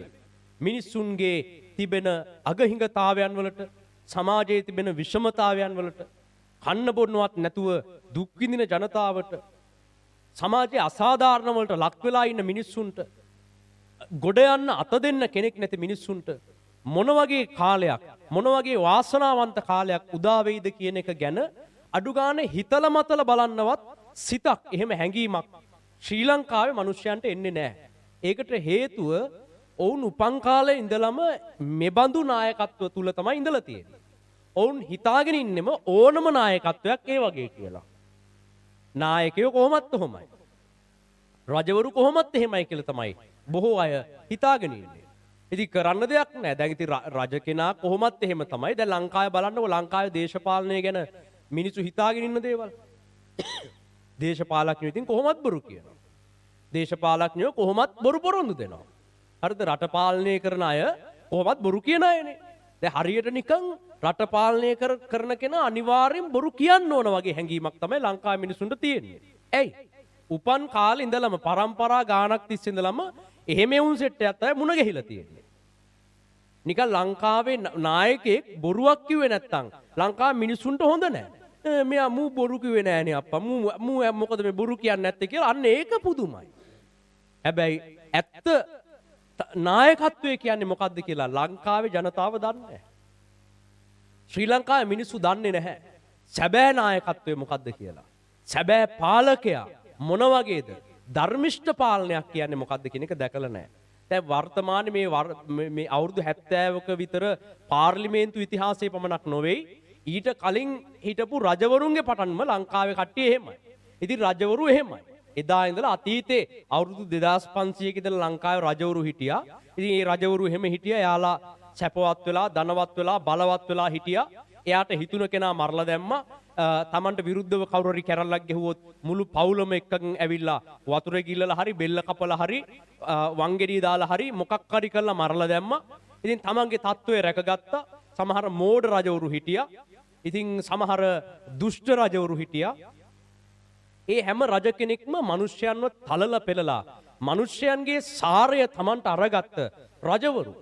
ඉතින් එහෙම ඉතිහාසයක් අත්දැකීමක් තමයි ලාංකිකයන්ට තිබෙන්නේ. වර්තමාන පාර්ලිමේන්තු ඉතිහාසය තුළ පමණක් නොවේ අතීත 2500ක අතීතයේ ඉඳලම මිනිස්සු බලාගෙන හිටියේ අපේක්ෂා කරේ දැක්කේ ඒ බඳු රජවරු බොරු කියන මිනිස්යන්ව තලලා පෙරලා තමන් ධනවත් වෙන තම ගෞරවය රැක ගැනීමට කටයුතු කරන රජවරු තමයි දැක්කේ. ඉතින් ලංකාවේ මිනිස්සුන්ට ඒක සාමාන්‍ය දෙයක්. හරිද? ලංකාවේ මිනිස්සු ධර්මිෂ්ඨ රජෙක්ව දැකලා නැහැ. හොඳ රජෙක්ව දැකලා නැහැ. ජීවිතේට දැකලා නැහැ. ඉතින් ලංකාවේ මිනිස්සුන් හිතන් ඉන්නේ රජ කෙනා අනිවාර්යෙන් බොරු කියන්න ඕන. බොරු පොරොන්දු දෙන්න ඕන. මංකොල්ල කන්න ඕන. හොරකම් කරන්න ඕන. වැරදි දේවල් ගොඩක් කරන්න ඕන. පාර්ලිමේන්තු යන්න නම් ලංකාවේ පාලන තන්ත්‍රයට එන්න නම් අනිවාර්යෙන්ම බොරු කියන කෙනෙක් වෙන්න ඕන. නූගත් ඒ වගේම කපටි වංචාකාරී දූෂකයෙක් වෙන්න ඕන. ඉතින් බලන්න ලංකාවේ තියෙන විහිළු දේශපාලනය ගැන තියෙන විහිළු අනිවාර්යෙන්ම ඒ හැම දේශපාලන විහිළුවකම තියෙන්නේ නායකයා මෙන්න මෙහෙමයි. නායකයා මේ වගේ වෙන්න ඕන. එයා බොරුකාරයෙක් නෙමෙයි නම් නායකයෙක් නෙමෙයි. ඕක තමයි විහිළුව.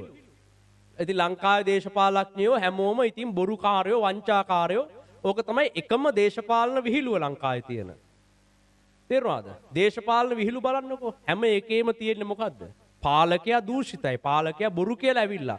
කොහොමත් ඉතින් දේශපාලකයෝ බොරු කියනවනේ කියන එක තමයි විහිළුව ලංකාවේ මිනිස්සු අතරේ ජනප්‍රිය විහිළුව. විහිළු තියෙන්නේත් ඒ විදිහට, ඇත්තට තියෙන්නේත් ඒ විදිහට අඩු ගානේ හිතාමතා පරිකල්පනය කරගන්නවත් ලංකාවේ මිනිස්යන්ට ප්‍රඥාව නැහැ. ඒ තරම් ප්‍රඥාව මොට්ට වෙලා මිනිස්යන්ගේ නිවැරදි පාලනයක් කියන්නේ මොකද්ද කියලා නොදන්න නිසා. ඉතින් වසර 100 ගාණක් මිනිස්යන් මේ පළමුවෙනි සාමුවෙල් පොතේ විස්තර කළ විදිහට පාලකයන් අතින් බැටකාලා පාලකයන්ගේ තාඩන පීඩන වලට ලක් වෙලා පාලකයන්ව පෝෂණය කරලා දරිද්‍රතාවය වසර 100 ගාණක් භුක්ති විඳපු ජනතාවක් තමයි ලංකාවේ සිටින්නේ. දැන් අපිට පේන මේ නායකත්ව හොඳ නැහැ. ඒක නිසා මීළඟ නායකත්ව ගැන මේ කාලේ ලංකාවේ කතාබහක් ඇති වෙලා තිබෙනවා. මීළඟට මොන ආණ්ඩුව එන්න ඕනද? මීළඟට මොන පාලනය එන්න ඕනද? මීළඟට මොන රජ කෙනෙක් රජ වෙන්න ඕනද කියලා අදහසක් කතිකාවක් ලංකාව පුරා ගොඩනැගිලා තිබෙනවා. ඉතින් ඒ අනුව මිනිස්යන් කොහොමද දැන් ඊළඟ පාලනය ගැන විශ්වාසයක් තියන්න ඕන? ඊළඟ පාලකයා විදිහට කවුද පත් කරගන්න ඕන? අනිකුත් අන්‍ය ආගමිකයන් කෙසේ වෙතත් කිතුණුවන් වශයෙන් ඔබ කොහොමද නායකත්වය කියන එක අඳුන ගන්න ඕන? නායකත්වයට කවුද පත් කරගන්න ඕන? ඔබ ඊළඟට කවුද ඔබේ නායකයා විදිහට පත් කරගන්නේ? පිළිගන්නේ. කවුද ඔබේ නායකයා කියලා ඔබ විශ්වාස කරලා පිළිගන්න සූදානම් වෙන්නේ කියන එක ගැන හොඳ අවබෝධයක් ඔබට තියෙන්න ඕන. එහෙම නැත්නම් ඊළඟ වතාවෙත් ඔබ කාට හරි ඡන්ද දීලා කාට හරි බලය ලබා දීලා මෙයා තමයි අපේ නායකයා කියලා ඉවරලා ටික කාලෙකින් කියයි අයියෝ අපිට ආයසරයක් අපි රැවටුණා අපිට ආයසරයක් විනාශය තමයි උරුමුනේ කියලා නිකන් කෑ ගැහුවොත් ඒ දවසේදී දෙවියන් වහන්සේ ඔබට පිළිතුරු දෙන්නේ නැහැ. ඔබ කොච්චර කෑ ගැහුවත් ඔබේ යාඥාවට සවන් දෙන්නේ නැහැ. ඒ නිසා පොළවේ නායකත්ව ගැන විශ්වාස කරගෙන සිටින මිනිසයන් දැන් තේරුම් ගත යුතු දේ තමයි පොළවේ නායකත්ව සදාකාලිකව මෙහෙම තමයි. සදාකාලෙට පොළොව තිබුණොත් සදාකාලෙටම මනුෂ්‍ය නායකත්වය ඔහොම තමයි. හැබැයි කිතුණුවන් වශයෙන් අපිට වෙනම නායකයෙක් සිටිනවා. කිතුණුවන් වශයෙන් අපි විසින් බලාපොරොත්තු වෙන අපි විසින් අපේක්ෂා කරගෙන සිටින වසර දහස් ගණනක් තිස්සේ අපිත් බලාගෙන සිටින වෙනම නායකත්වයක් තිබෙනවා. ඒ තමයි පොළවේ සැබෑ පාලකයා වන ජේසුස් වහන්සේගේ නායකත්වය. දැන් ජේසුස් වහන්සේගේ නායකත්වය පොළවේ මෙතෙක්කල් පැවති සියලු අධිරාජ්‍ය පාලන තන්ත්‍රවල නායකත්වයට වඩා වෙනස් වෙන්නේ කොහොමද? මොකද්ද උන්වහන්සේගේ තියෙන වෙනස කියන එක අපි හොඳින් අඳුර ගන්න ඕන. එතකොට තමයි අනිත් ආගම්වල මිනිස්යන්ට තේරෙන්නේ සැබෑ නායකත්වයේ කවුද කියන එක ගැන.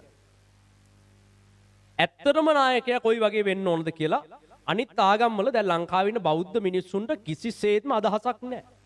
ඒ අවුරුදු 2500 පුරාම දැකලා තියෙන්නේ වංචාකාර නායකයෝ තමයි දැකලා තියෙන්නේ. දුෂ්ට නායකයෝ. මිනිස්යන්ව තමන්ගේ රටවලට ඉස්සරහින් දුවපු නායකයෝ.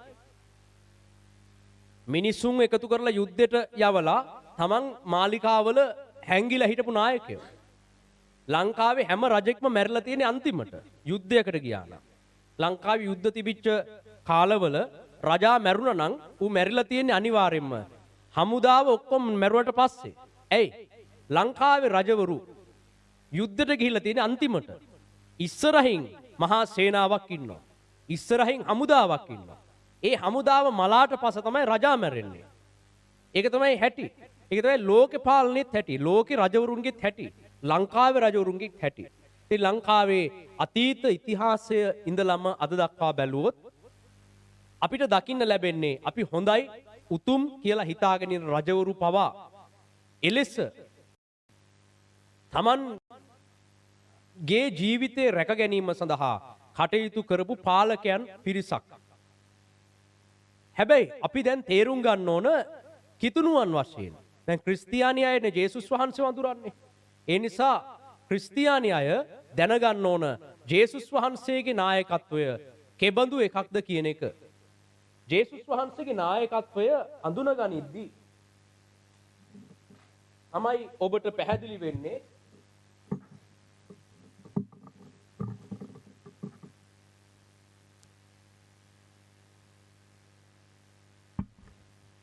ජේසුස් වහන්සේගේ නායකත්වය අපි තේරුම් අරගෙන අපේ නායකත්වය කවුද කියන එක නිසි පරිදි අපි තේරුම් අරන් ගොඩනගා ගනිද්දී තමයි ලෝකේ අනිත් ජාතීන්ටත් අනෙකුත් ආගමිකයන්ටත් පැහැදිලි වෙන්නේ සැබෑ නායකත්වය කියන්නේ මොන වගේද කියලා. නැත්නම් ඒගොල්ලෝ කරුණු තේරුම් අරගෙන ඒගොල්ලෝ තේරුම් යනකම් හිටියොත් හරියන්නේ නැහැ. ජීවිතේට අන්‍ය ආගමිකයන්ට නායකත්වය කියන්නේ කවුද කියන එක හරියට පැහැදිලි වෙන්නේ නැහැ. ඔවුන්ට එහෙම එබඳු අත්දැකීමක් නැති නිසා. හැබැයි කිතුණුවන් ලෙස අපි දන්නවා අපේ නායකත්වය තමයි ජේසුස් වහන්සේ. ජේසුස් වහන්සේගේ නායකත්වයේ ස්වરૂපය කොහොමද? අපි බැලුවා මිනිස්යන්ගේ නායකත්වයේ කොහොම එකක්ද? ජේසුස් වහන්සේගේ නායකත්වයේ ස්වરૂපය අපි බලමු.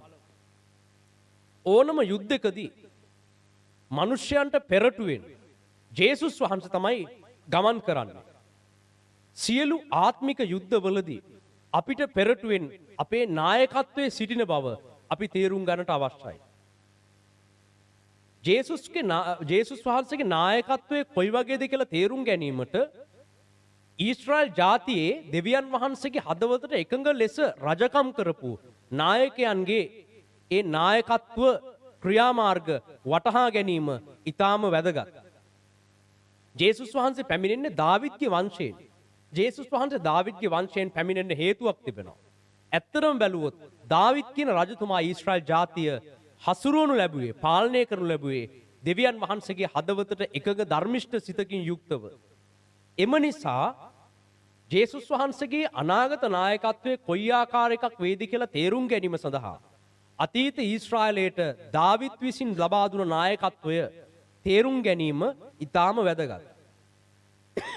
දාවිද් තම ජාතිය උදෙසා කැප වෙලා එම ජාතිය සතුරු ඕදුරු වලින් ආරක්ෂා කරගන්න කටයුතු කරලා ඒ ජාතියේ වර්ධනය සඳහා කටයුතු කරපු විදිහ තේරුම් ගනිද්දී අපිට පැහැදිලි වෙනවා ජේසුස් වහන්සේ ආවම ඊට වඩා හොඳට මේ සියලු පාලනයන් ඉදිරියට රැගෙන යනවා. දාවිද් තමයි සාමාන්‍ය යුද්ධයේ පෙරටුවෙන්ම ගමන් කරන්නේ. දාවිද් තමයි යුද නායකයා. දාවිද් යුද්ධවලදී මිනිස්යන්ව ඉස්සරහට දාලා තමන් පස්සෙන් යන්නේ නැහැ. යුද ඇවිලෙන ප්‍රදේශවල යුද්ධය ආරම්භ වෙන වෙලාවේ දාවිද් ඒ සියල්ලට පෙරටුවෙන් ගිහිලා නායකත්වය ලබා දුන්නා. දැන් ජේසුස් වහන්සේ පැමිණෙන්නේ අන්න ඒ දාවිද්ගේ වංශයෙන්. ජේසුස් වහන්සේ දාවිද්ගේ වංශයෙන් පැමිණෙන පහන් තාරකාව කියලා කියන්නේ ඒකයි. දාවිද්ගේ ස්වරූපය අනුව තමයි ජේසුස් වහන්සේත් ක්‍රියා කරන්නේ. ජේසුස් වහන්සේගේ පාලනය දාවිද්ගේ පාලනය හා සමානයි. ඒ වගේම ඊට වඩා ධර්මිෂ්ඨකමින් සම්පූර්ණයි. ඉතින් ජේසුස් වහන්සේගේ පාලනය තාම පොළොවට ඇවිල්ලා නැති නිසා උන්වහන්සේගේ පාලනය ගැන තවම සම්පූර්ණ අදහසක් ලබා ගන්න අපිට හැකියාව නැහැ. හැබැයි ඊශ්‍රායල් ජාතියේ දෙවියන් වහන්සේගේ හදවතට එකඟව නායකත්වය දුන්න එම නායකයන්ගේ ක්‍රියාකලාප අධ්‍යයනය කරද්දී අපිට පැහැදිලි වෙනවා ජේසුස් වහන්සේගේ නායකත්වය කොයි ආකාර එකක් වෙයිද. ඒ වගේම ජේසුස් වහන්සේ මිනිස්යන්ගේ තත්වයට බැහැලා ඔවුන්ගේ දුකේදී ඔවුන් සමග කටයුතු කරනවා. ජේසුස් වහන්සේ තාම රාජ්‍යත්වයෙන් යුක්තව පොළොවට පැමිණුණේ නැතත් උන්වහන්සේ මේ පොළොවට ඇවිල්ලා මිනිස්යන් සමග ගැවසෙමින් සිටිය කාලයක් තිබුණා. ඒ කාලෙදී ජේසුස් වහන්සේ මිනිස්යන් එකට එකතු වෙලා මිනිස්යන්ගේ තත්වයට බැහැලා වැඩ කළා. ඒ වගේම ජේසුස් වහන්සේ තමන්ගේ ගෞරවය රැක ගැනීමට සඳහා කිසිවක් කළේ නැහැ. තමන්ගේ ගෞරවය මිනිස්යන් උදෙසා පූජා කළා. මිනිස්යන්ට තම ගෞරවය ලබා දුන්නා. ඒ වගේම තමන්ගේ ආශාවන් ගොඩනැගීමේ අරමුණෙන් ක්‍රියා කළේ නැහැ ජේසුස් වහන්සේ. තමන්ට දෙයක් ගොඩනගා ගන්න. තමන්ට පාලනයක්, තමන්ට නමක් හදා ගන්න ජේසුස් වහන්සේ කටයුතු කළේ නැහැ. තමන්ට තත්වයක් තමන්ටම කියලා දෙයක් හදා ගන්න ජේසුස් වහන්සේ වැඩ කළේ නැහැ. උන්වහන්සේ පොළවේ අපිත් එක්ක ජීවත් වුණු කාලය තුල උන්වහන්සේගේ ක්‍රියාකලාපය අපිට ඉතා පැහැදිලි. උන්වහන්සේ මිනිසයන්ට ප්‍රේම කළා. ඒ වගේම උන්වහන්සේගේ හැම දෙයක්ම ධර්මිෂ්ඨයි. හැම ක්‍රියාවක්ම ධර්මිෂ්ඨයි. ඒ වගේ තමන්ට විරුද්ධව දක්වපු අදහස් වලට උන්වහන්සේ ඉඩ දුන්නා. ඒවට විරුද්ධ වුණේ නැහැ. තමන්ට ඇන ගහපු අයට පවා ඒක කරන්න ඉඩ දුන්නා.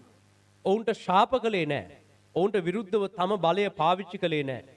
ඒ වගේ මිනිස්යන්ගේ දෙයින් ජේසුස් වහන්සේ ජීවත් වුණේ නැහැ. මිනිස්සුන්ගේ දේවල් වලින් ජේසුස් වහන්සේ ජීවත් වුණේ නැහැ. ජේසුස් වහන්සේ සතු දෙයින් මිනිස්යන්ට ලබා දුන්නා. පැහැදිලිද?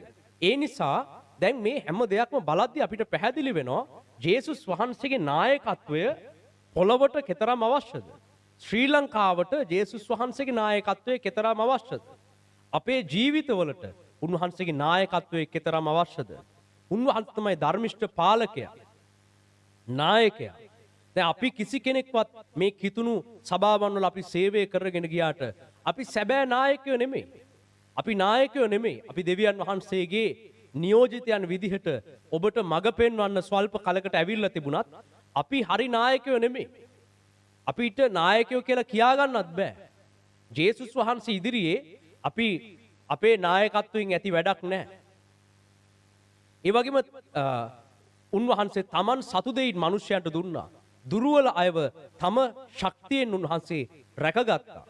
මේ කියන ජේසුස් වහන්සේගේ ගුණාංග, උන්වහන්සේගේ චරිතය ගැන, උන්වහන්සේගේ නායකත්ව ස්වරූපය ගැන අධ්‍යයනය කරද්දී අපිට පැහැදිලි වෙනවා මේ වගේ නායකයෙක් පොළවේ කවදාවත් ඉඳලා නැහැ.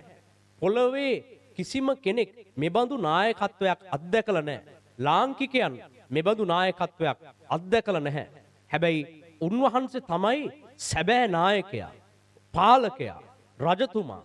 උන්වහන්සේගේ පාලන තන්ත්‍රය සහ නායකත්වය ඉදිරියේ කිතුණු සභාවේ ඉන්න කිසිදු නායකයෙක්, දැන් අපි ඔබට මේ කාලේ මඟ පෙන්වමින් සිටියත් අපේ නායකත්වය කිසිසේත්ම වටින්නේ නැහැ ජේසුස් වහන්සේගේ නායකත්වයේ සමග. ජේසුස් වහන්සේ තමයි ඔබට සැබවින් ප්‍රේම කරන්නේ.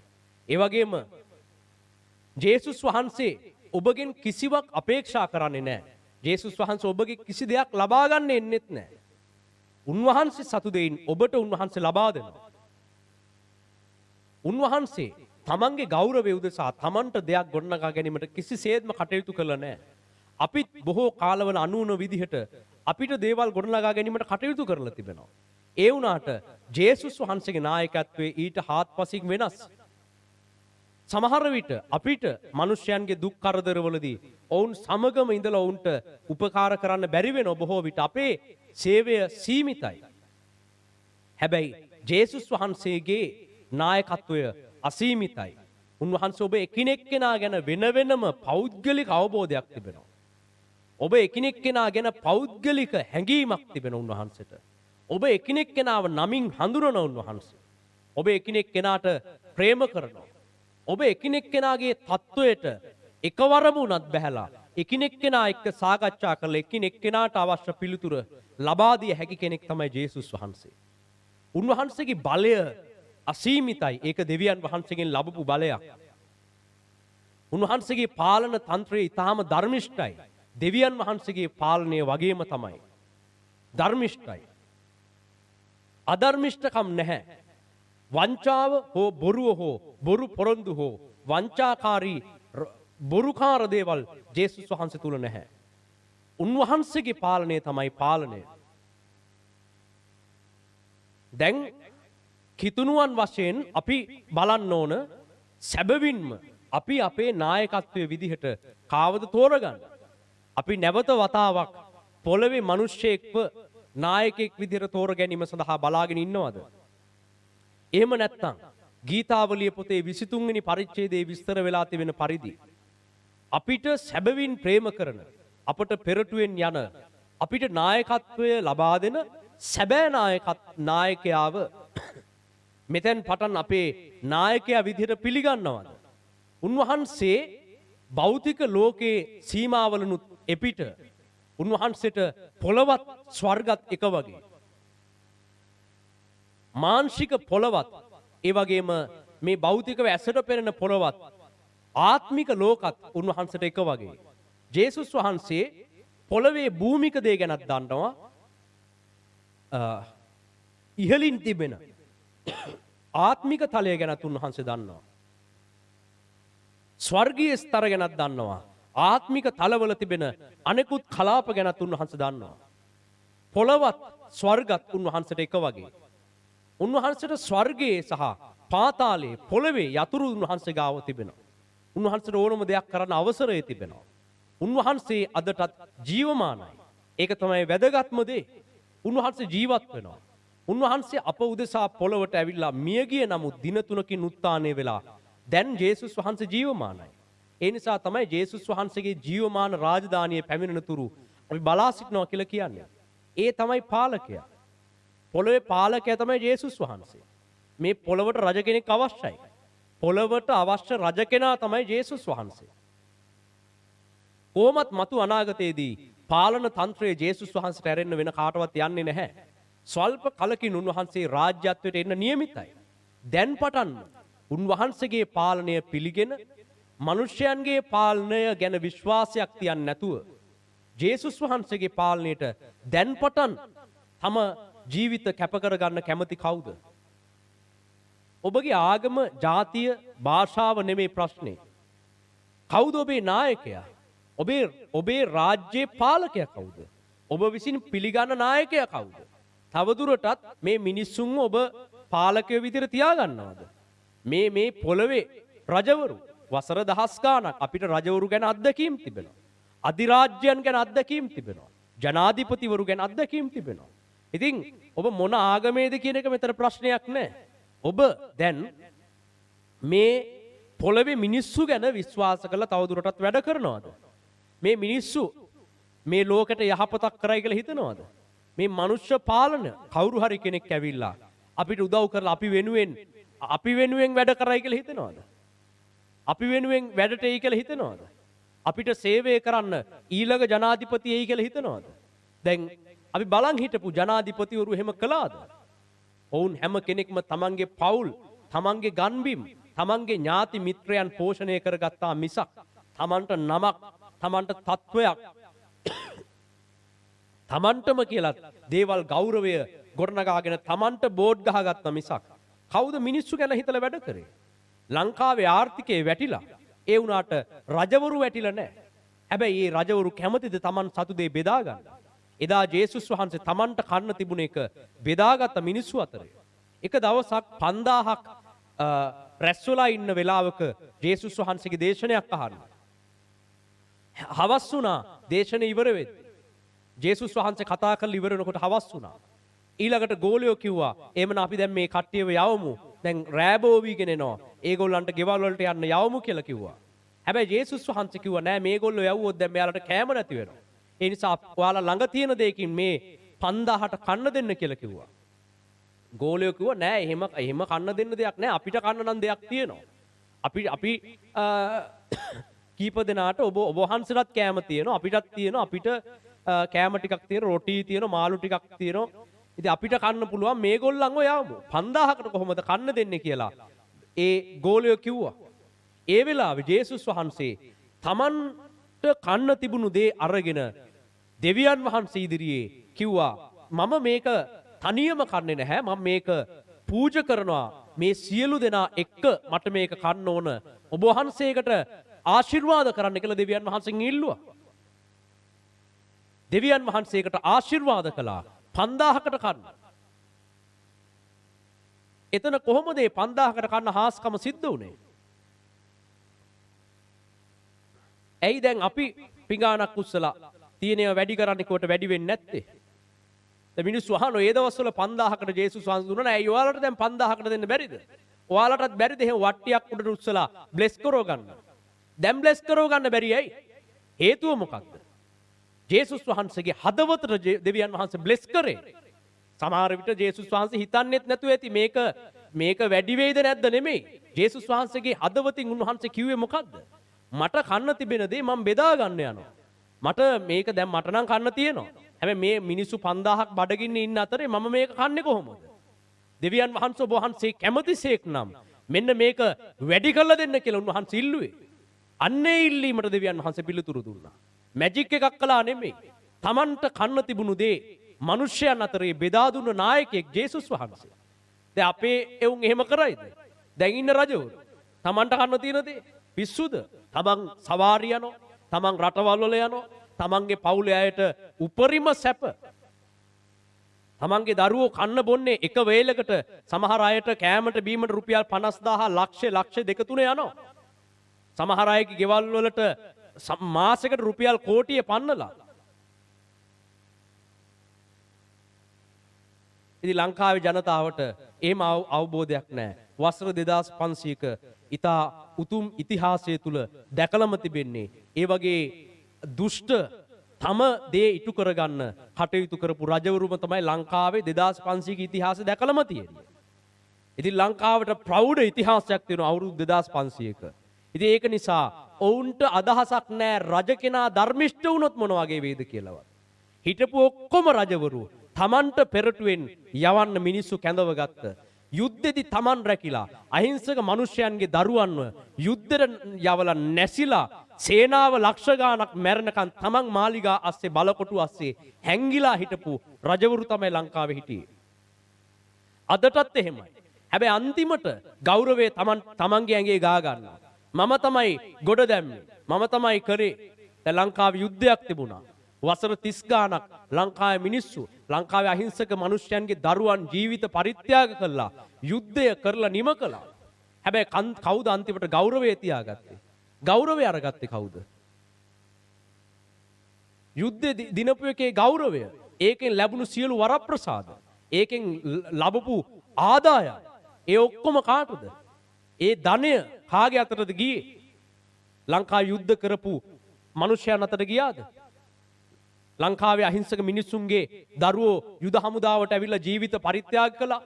ඒ දරුවෝ නැති වුණු දෙමව්පියන්ට ඒකෙන් සාධාරණ තැනක් ලැබුණාද ඒකෙන්?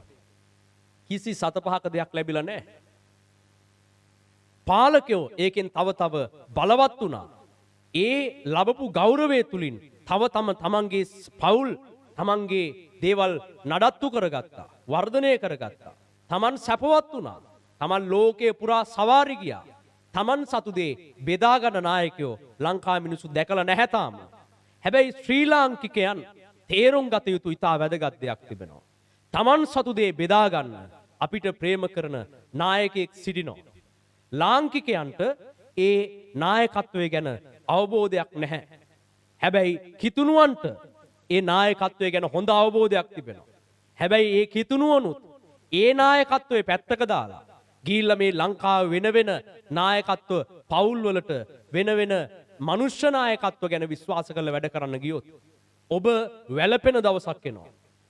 ඒ දවස ඔබ ශාප කරගනි. ඒ දවස ඔබ කෑ ගහයි. ඒ දවස ඔබ දුක් වෙයි. මේ නායකයෝ අපිට සලකන්නේ නැහැ බලන්න අපිට වෙච්ච දේ කියලා. හැබැයි දෙවියන් වහන්සේ ඒ දවස ඔබට අහුම්කම් දෙන්නේ නැහැ. ඒකට හේතුව ඔබ කවුද නායකත්වය කියලා හොඳට දැනගෙනත් එක්ක තමයි ගිහිල්ලා Tamanට ඕන කරන නායකත්වයක් තෝරගත්තේ.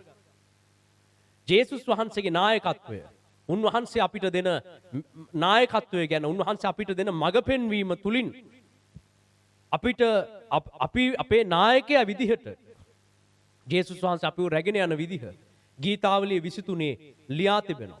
අපි ඒ කොටස කියවමු. 1 සිට 6 දක්වා ගීතාවලිය 23. ජේසුස් වහන්සේ විසින් ලබා දෙන නායකත්වයේ ස්වરૂපය මෙහි විස්තර කරනවා. ඒකේ කියලා තිබෙන්නේ උන්වහන්සේ නායකත්වයට පත් වුණාම අපිට කිසි හිඟයක් වෙන්නේ නැහැ. උන්වහන්සේ නිල් තන ගොදුරු බිම්වල අපිව රැගෙන යනවා. නිශ්චල දිය අසලට රැගෙන යනවා. හරියට බැටළු එඬේරෙක් තමන්ගේ බැටළු රැළ සුදුසු ආහාර තිබෙන ප්‍රදේශ හරහා රැගෙන යනවා වගේ උන්වහන්සේට සැලසුම් තිබෙන ජාතීන් ගොඩනගන්න. රාජ්‍යයන් වැටිලා ගියත් නැවත නගා සිටුවන්න. ආර්ථිකයේ වැටුනම ගොඩ දාන්න සැලැස්මක් වර්තමාන මනුෂ්‍ය නායකත්වවලට නැහැ. හැබැයි ජේසුස් වහන්සේට නායකත්වයේ ගියාම උන්වහන්සේට සැලැස්මක් තිබෙනවා. උන්වහන්සේට පුළුවන් බිඳ වැටුණු ආර්ථිකයක් ගොඩනගන්න. උන්වහන්සේ නම් අපේ නායකයා. උන්වහන්සේ අපිට හිඟ වෙන්න දෙන්නේ නැහැ. මතු පැමිණෙන උන්වහන්සේගේ පාලන තන්ත්‍රය තුලත් එලෙසමයි. ඒ පමණක් නොවේ. දැනටත් ඔබ ජේසුස් වහන්සේව ඔබේ නායකයා විදිහට තෝරගත්තොත් මුළු ලෝකෙම ආර්ථිකයේ වැටුණත් ඔබේ ජීවිතයට අවශ්‍ය කරන දේ උන්වහන්සේ සපයලා දෙන විදිහ දන්නවා. ඒක තමයි මේ ලෝකයේ පුරාම ආර්ථිකයේ වැටලා තිබෙන කාලේ සැබෑ දේව දරුවන්ට ජේසුස් වහන්සේ කෙරෙහි බලා සිටින්නන්ට හිඟයක් වෙන්න උන්වහන්සේ ඉඩ දෙන්නේ නැහැ. ලෝකේ ගොඩක් දේවල් වැටිලා ඇති. හැබැයි ඒ වුණාට ජේසුස් වහන්සේ නම් ඔබේ නායකත්වයේ විදිහට තෝරගෙන තිබෙන්නේ. එහෙමනම් ඔබට ආර්ථික හිඟකම් වෙන්න විදියක් නැහැ. ඔබට අවශ්‍ය කරන දේවල් වැටිලා යන්න විදිහක් නැහැ. උන්වහන්සේ කුමන හරි ක්‍රමයකින් අවශ්‍ය දේ සපයන්නට දන්න දෙවියන් වහන්සේ. ඔබේ අතේ මුදල් නැති වෙන්න පුළුවන්. ආර්ථිකය මුදල මත රඳා පවතින්න අවශ්‍ය නැහැ ජේසුස් වහන්සේත් එක්ක ඉද්දී. මුදල් තිබුණත් නැතත් ඔබට කන්න බොන්න අවශ්‍ය දේ ඉන්න හිටින්න තැන ඒ ඔබේ අවශ්‍යතාවය සම්පූර්ණ කළ දෙන විදිය ජේසුස් වහන්සේ හොඳින් අඳුරනවා. උන්වහන්සේ දන්නවා. ඒ වගේම උන්වහන්සේ අපේ නායකයා වන විට අපි අපේ රැකවරණය ගැන කලබල වෙන්න දෙයක් නැහැ. මේ ගැන ගීතාවලිය පොතේ 121 විස්තර වෙනවා. මේ ගීතාවලිය පොතේ බොහෝ ගීතිකාවන් වල විස්තර වෙන්නේ මතු පැමිණෙන නායකත්වයේ කොයි වගේද කියන ගීතිකා තමයි මේ ලියලා තියෙන්නේ. ගීතාවලිය 121 වෙනි පරිච්ඡේදය අපි කියවමු. 1 සිට 8 දක්වා. උන්වහන්සේ තමයි අපි සියලු දෙනාගේ රැකවරණය. ඔබ ජේසුස් වහන්සේ ඔබේ නායකයා විදිහට තෝරගත්තොත් මතු පැමිණෙන උන්වහන්සේගේ රාජධානියේදී උන්වහන්සේගේ මේ සියලු ගුණ ඔබට දැක ගන්න පුළුවන්. උන්වහන්සේගේ පාලනයේ සියලුම මහිමය දකින්න පුළුවන්. ඒ පමණක් නොවේ. දැන් පටන්ම ජේසුස් වහන්සේගේ නායකත්වයේ මහිමය ඔබට අත්දැකීමේ හැකියාව තිබෙනවා.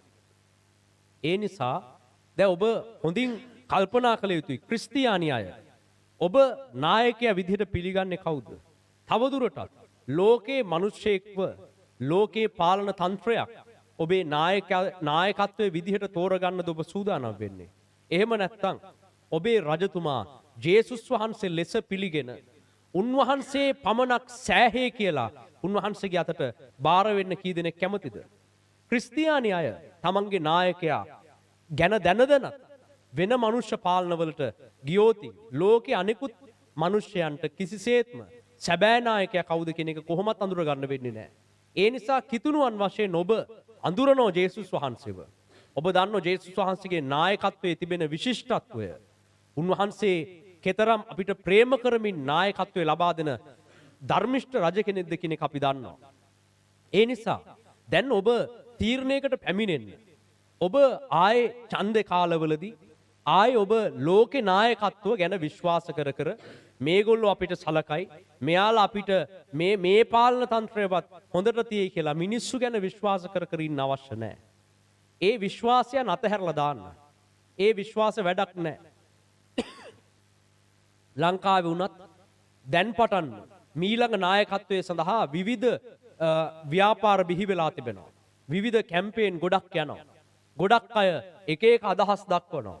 එක එක පක්ෂවලින් තම තමන්ගේ නායකත්ව ඉදිරියට මතු කර පෙන්වීම සඳහා බොහෝ කාර්යයන්වල මේ කාලේ නිරත වෙලා ඉන්නවා. හැබැයි අපි ඒවට හසු වෙන්න අවශ්‍ය නැහැ. කොයි මනුෂ්‍ය පාලනය ආවත් මනුෂ්‍ය පාලනයේ ස්වරූපය දැන් අපිට පැහැදිලි වෙලා ඉවරයි. වසර දහස් ගාණක් ලෝකයේ පාලනය කරපු මනුෂ්‍යයන්ගේ පාලන මේ විදිහ නම් ඊළඟට පැමිණෙන පාලනත් කොහොමත් ඒ වගේ කෙනෙක් අපිට ඉතා පැහැදිලි. ඒක සමාජවාදී වුණත් ප්‍රජාතන්ත්‍රවාදී වුණත් ධනවාදී වුණත් වාදය මොකද්ද කියන එක නෙමේ ප්‍රශ්නේ. ඔය හැම වාදකම පාලන ලෝකයේ පුරා පැතිරලා ගිහිල්ලා තිබුණා.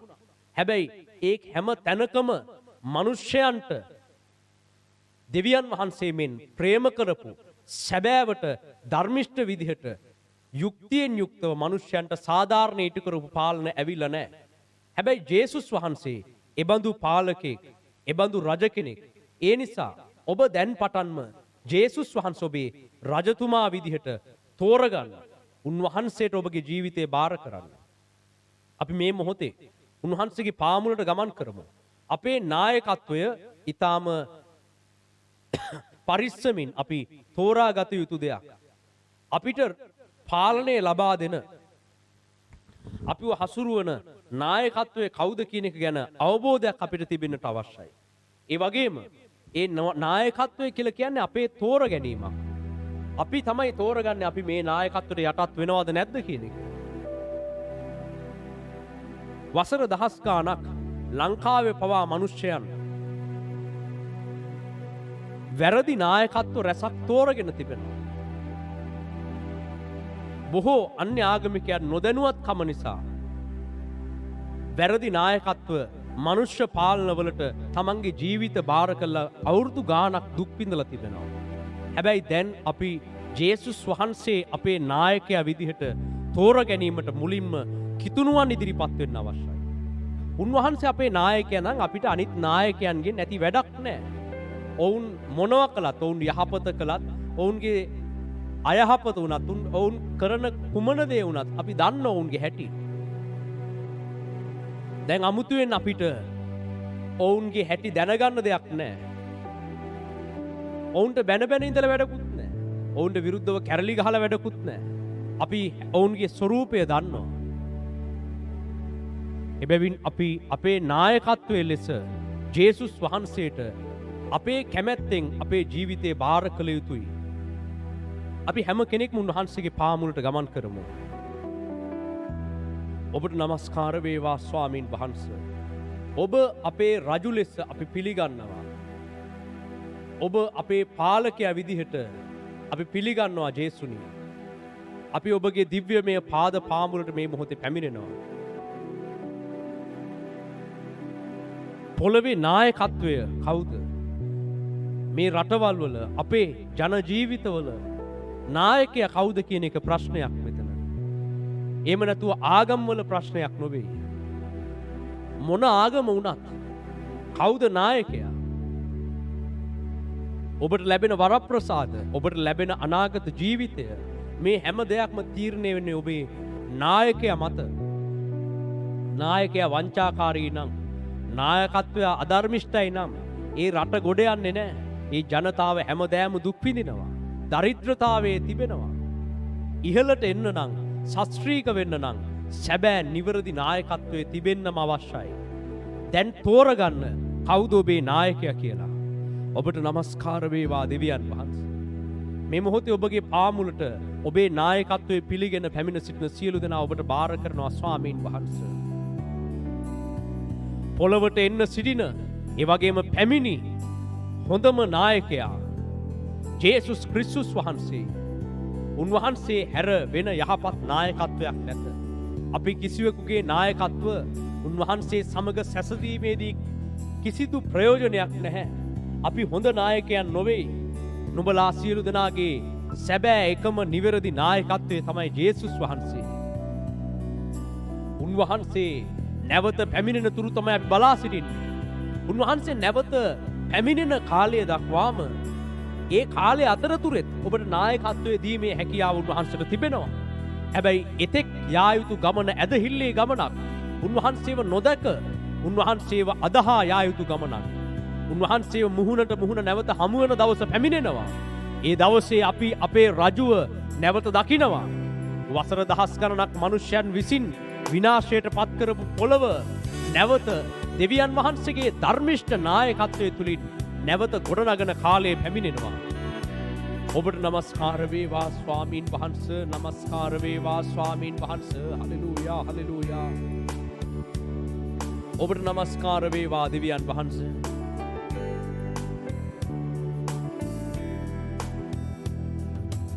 රාජුන්ගේ රජතුමා, ස්වාමින්ගේ ස්වාමියා, යුදාවේ සිංහයා, සාමයේ කුමරුවා,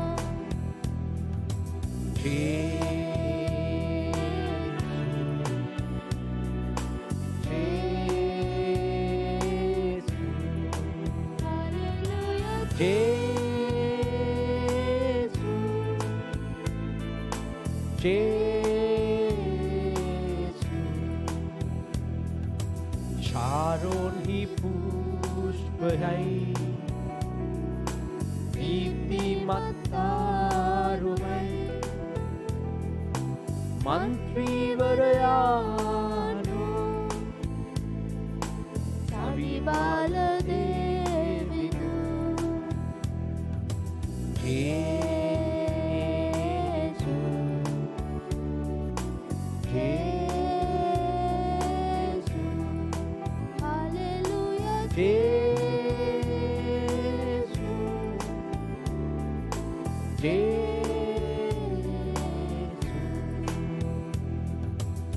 Abrahamගේ දෙවිතුමා,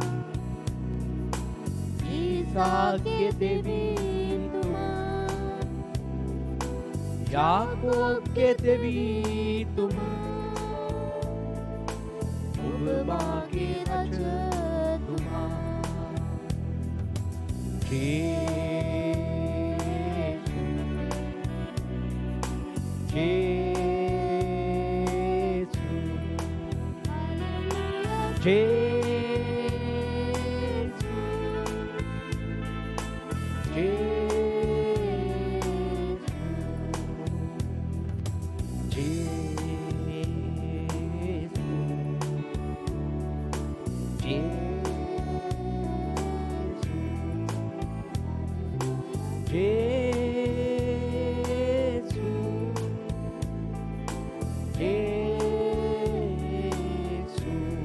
ඔබට නමස්කාර වේවා ජේසුනි.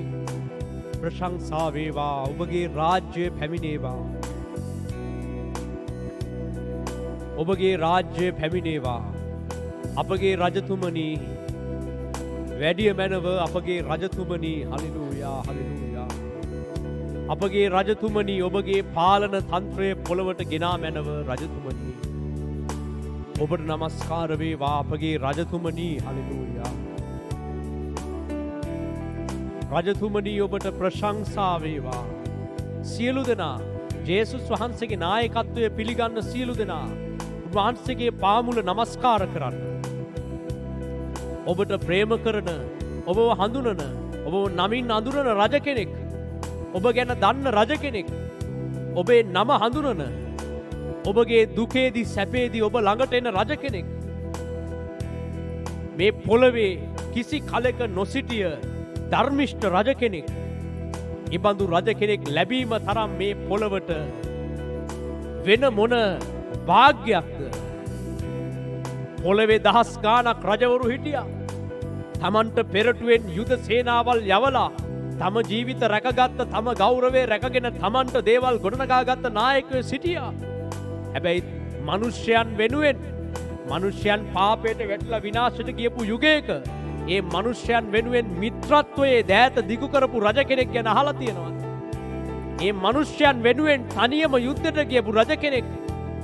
ඒ මිනිස්යන් වෙනුවෙන් තනියම සියලු වේදනා තමන් රහසේ දරාගත් රජ කෙනෙක්.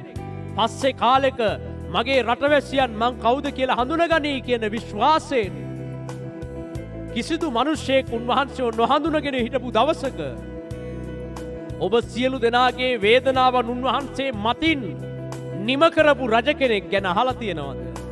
ඔබට පෙරටුවෙන් යුද්ධයට ගිය ඔබගේ දරුවන් යුද්ධයට යවන්නේ නැතුව ඔබ සියලු දෙනාට ප්‍රථමයෙන් ඔබට ඉදිරියෙන් යුද්ධයට ගිහිල්ලා ඔබව රැක ගැනීමට තම ජීවිතය වුණත් කැපකිරීමට සූදානම් රජ කෙනෙක්. එබඳු රජ කෙනෙක් ලෝකයට අවශ්‍යයි. මේ වංචාකාරී බොරු මනුෂ්‍ය පාලන හරියන්නේ නැහැ. තමන්ගේ පවුල් පෝෂණය කරගන්න, තමන්ගේ ජීවිත වෙනුවෙන් වැඩ කරගන්න තම ආසාව සඳහා රටවැසියන්ව පාවල දෙන්න, රටවැසියන්ට ප්‍රේම නොකරන අනුවන බොරු වංචාකාරී කපටි රජවරු අපිට වැඩක් නෑ. ඔවුන් ගැන තවදුරටත් අපේ විශ්වාසයක් තබා සිටීම පලක් නෑ.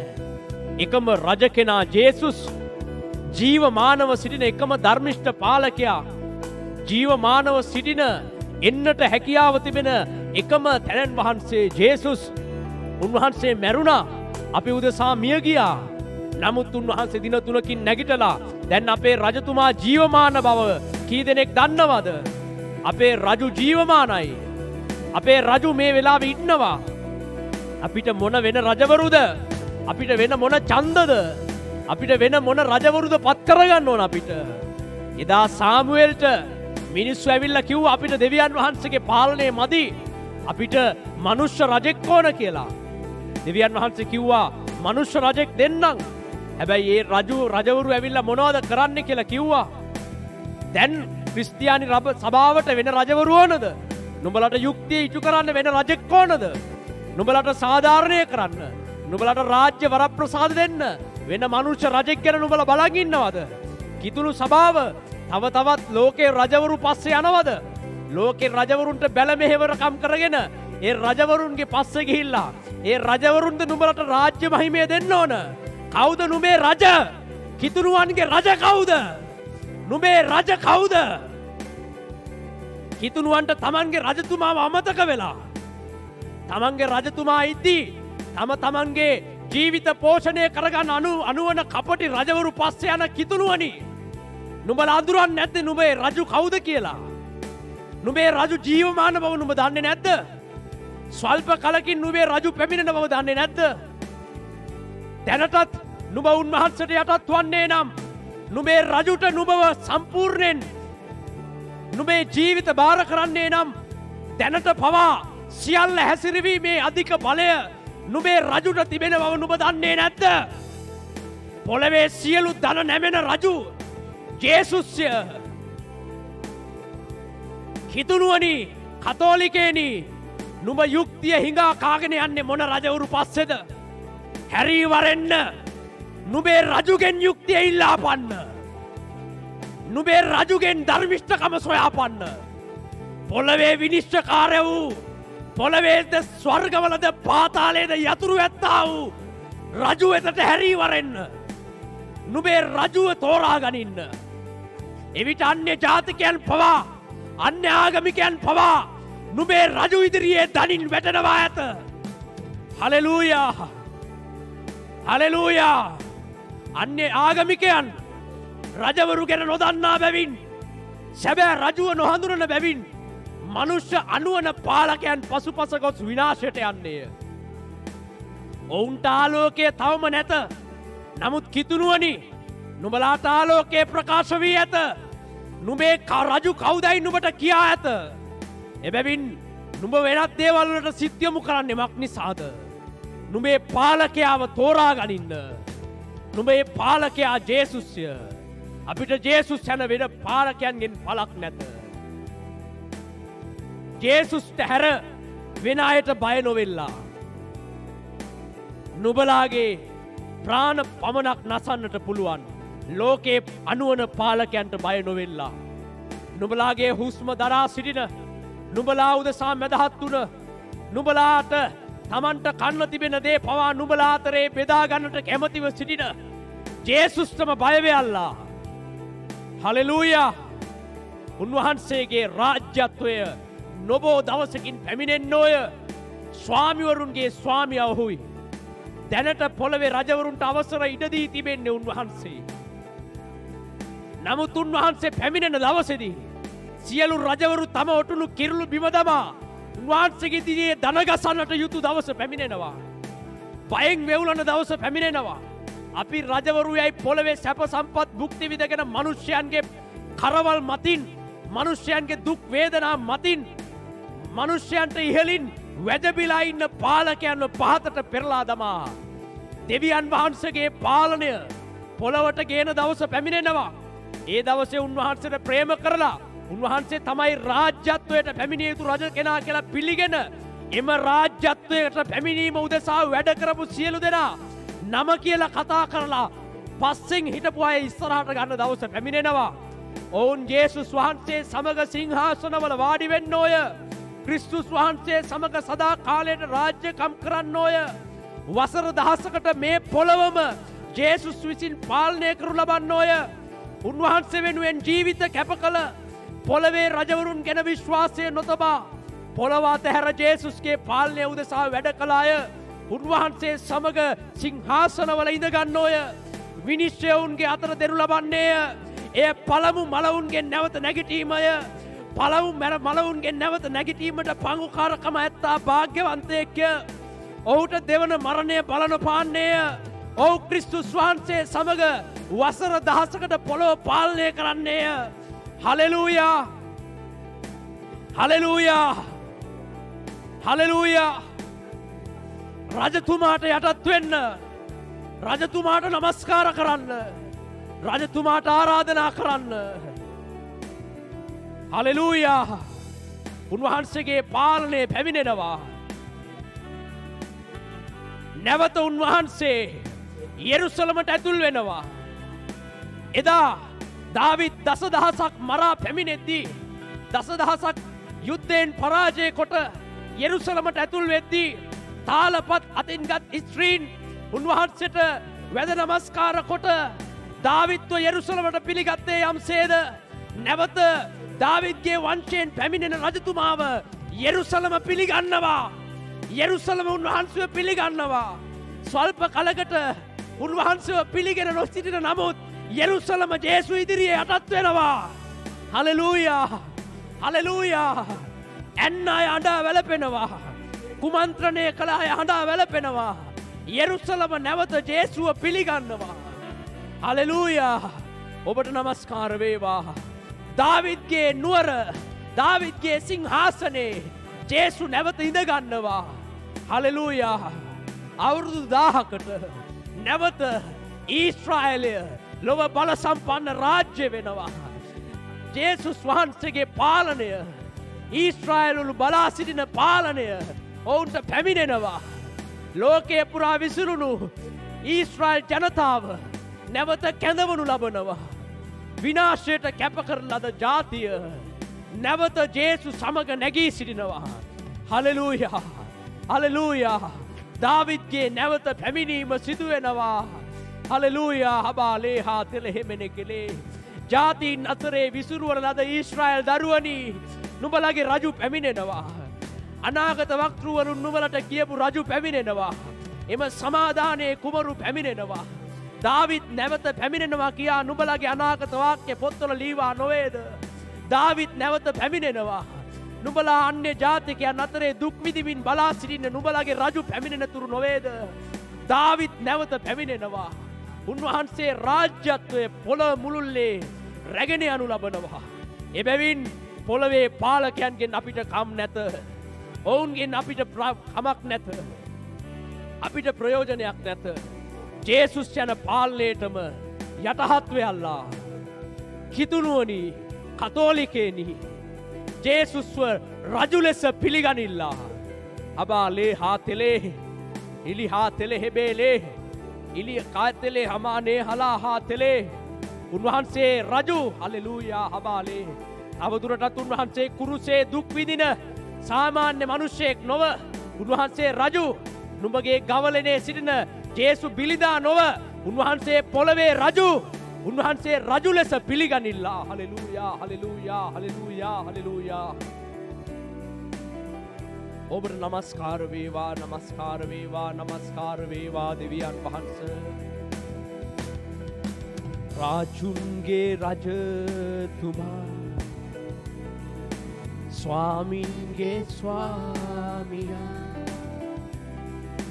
යුදාවේ සිංහයා සාමයේ කුමරුවා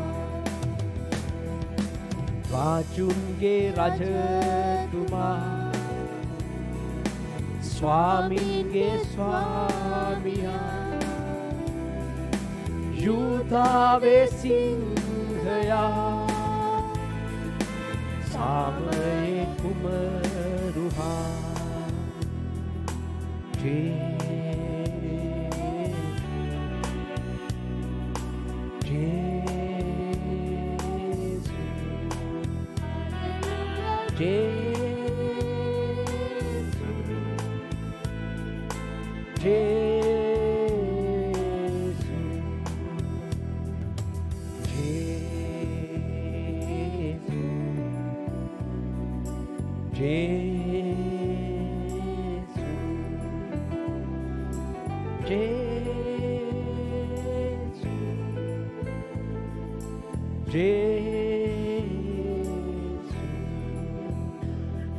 ඔබට ප්‍රශංසා වේවා. අපි හැමෝම දෙවියන් වහන්සේගේ වචනය ගැන ස්තුති කරලා මේ වෙලාවේ යාඥා කරමු. හැම කෙනෙක්ම දෙවියන් වහන්සේට ස්තුති කරන්න. ඔබට ප්‍රශංසා වේවා ස්වාමීන් වහන්සේ. අපි අද දේව වචනය ගැන ස්තුති කරලා යාඥා කරමු. ඒ වගේම මේ යාඥාවෙන් පස්සේ Google Meet වලින් සම්බන්ධ වෙලා ඉන්න අයට මොනවා හරි ප්‍රශ්නයක් තියෙනවා නම් නතර වෙලා කතා කරලා යන්න පුළුවන්. අපි දේව මෙහි අවසන් කරලා දැන් යාඥා කරමු. හලෙලූයා. ස්තුති වේවා, ස්තුති වේවා. දෙවි පියාණනේ ඔබට ප්‍රශංසා වේවා. තේජස රජුරුවනේ ඔබට ස්තුති කරනවා. මයිමාන් වූ දෙවියන් වහන්සේ ඔබට ස්තුති කරනවා. අපේ එකම රජුරුව, අපේ එකම නායකයා, අපේ එකම උත්තමයා ඔබ නිසා ස්තුති කරනවා ස්වාමිනේ. ඔබ හැර අපට එකම සරණ ඔබ පමණයි ස්වාමිනි. මේ පොළවේ ඔබගේ නාමය ඇර තව නාමයක් නැහැ ස්වාමිනි. ඒ නාමයට ස්වාමිනි සියලු මනුෂ්‍ය වර්ගයා ඒ නාමයට වැඳ නමස්කාර කරන්නා වූ ඒ නාමයට බය වෙන්නා වූ නාමය නිසා අපි ඔබට ස්තුති කරනවා ස්වාමිනි. ලොව පාලනය කරන එකම උත්තම වූ දෙවියන් වහන්සේ, මේ පොළවේ සක්මන් කරන්නා වූ දෙවියන් වහන්සේ, ඔබගේ දරුවන්ව ස්වාමිනි ඔබ තෝරාගත්තා ස්වාමිනි. ඔබට ස්තුති කරනවා දෙවියන් වහන්සේ. ඔබට ස්තුති කරනවා ස්වාමිනි. ඔබ වහන්සේට ස්තුති කරනවා. ඔබ පටන් ගැන්මේ සිට ස්වාමිනි අවසානයේ දක්වා ඔබ අප සමග සිටිය නිසා ස්තුති කරනවා. දෙවියනි ගායනාවෙන්ද, නමස්කාරයෙන්ද, ස්තුතියෙන්ද අපි ඔබට ස්තුති කරා ස්වාමිනි. අද දුන්නා ඔබගේ උතුම් ඉහළ වචනය නිසා ස්තුති කරනවා. ඒ මහිමාන් වූ ඒ ස්වර්ගයේ වචනය ඔබ වහන්සේගේ දාසියා විසින් අපිට දුන්නා ඔබේ උතුම් වචනය නිසා ස්තුති කරනවා. මේක එක්කෙනාට ඔබ වහන්සේ කතා කරන නිසා ස්තුති කරනවා. දෙවියනි ඔබට බය වෙන්න ස්වාමිනි. මේ කාලේ ඔවුන්ගේ ජීවිත රටාව වෙනස් කරමින්, ඔවුන්ගේ දූ දරුවන් සමග බයෙන් වෙවුලමින් ඔබගේ පාමුල සිටින පිණිස, ඔබගේ ඊමට සූදානම් වෙන පිණිස ස්වාමිනි ඔවුන් ඔබ කැඳවලා ඉවරයි දෙවියන් වහන්සේ. ඔබට ස්තුති කරනවා. ඔබට ස්තුති කරනවා ස්වාමිනි. ඔබට ප්‍රශංසා කරනවා. මේ ඇසුවා වූ සෑම කෙනෙක්ද අපි ඔබට බාර කරනවා. ජේසුස් වහන්සේගේම නාමයෙන්.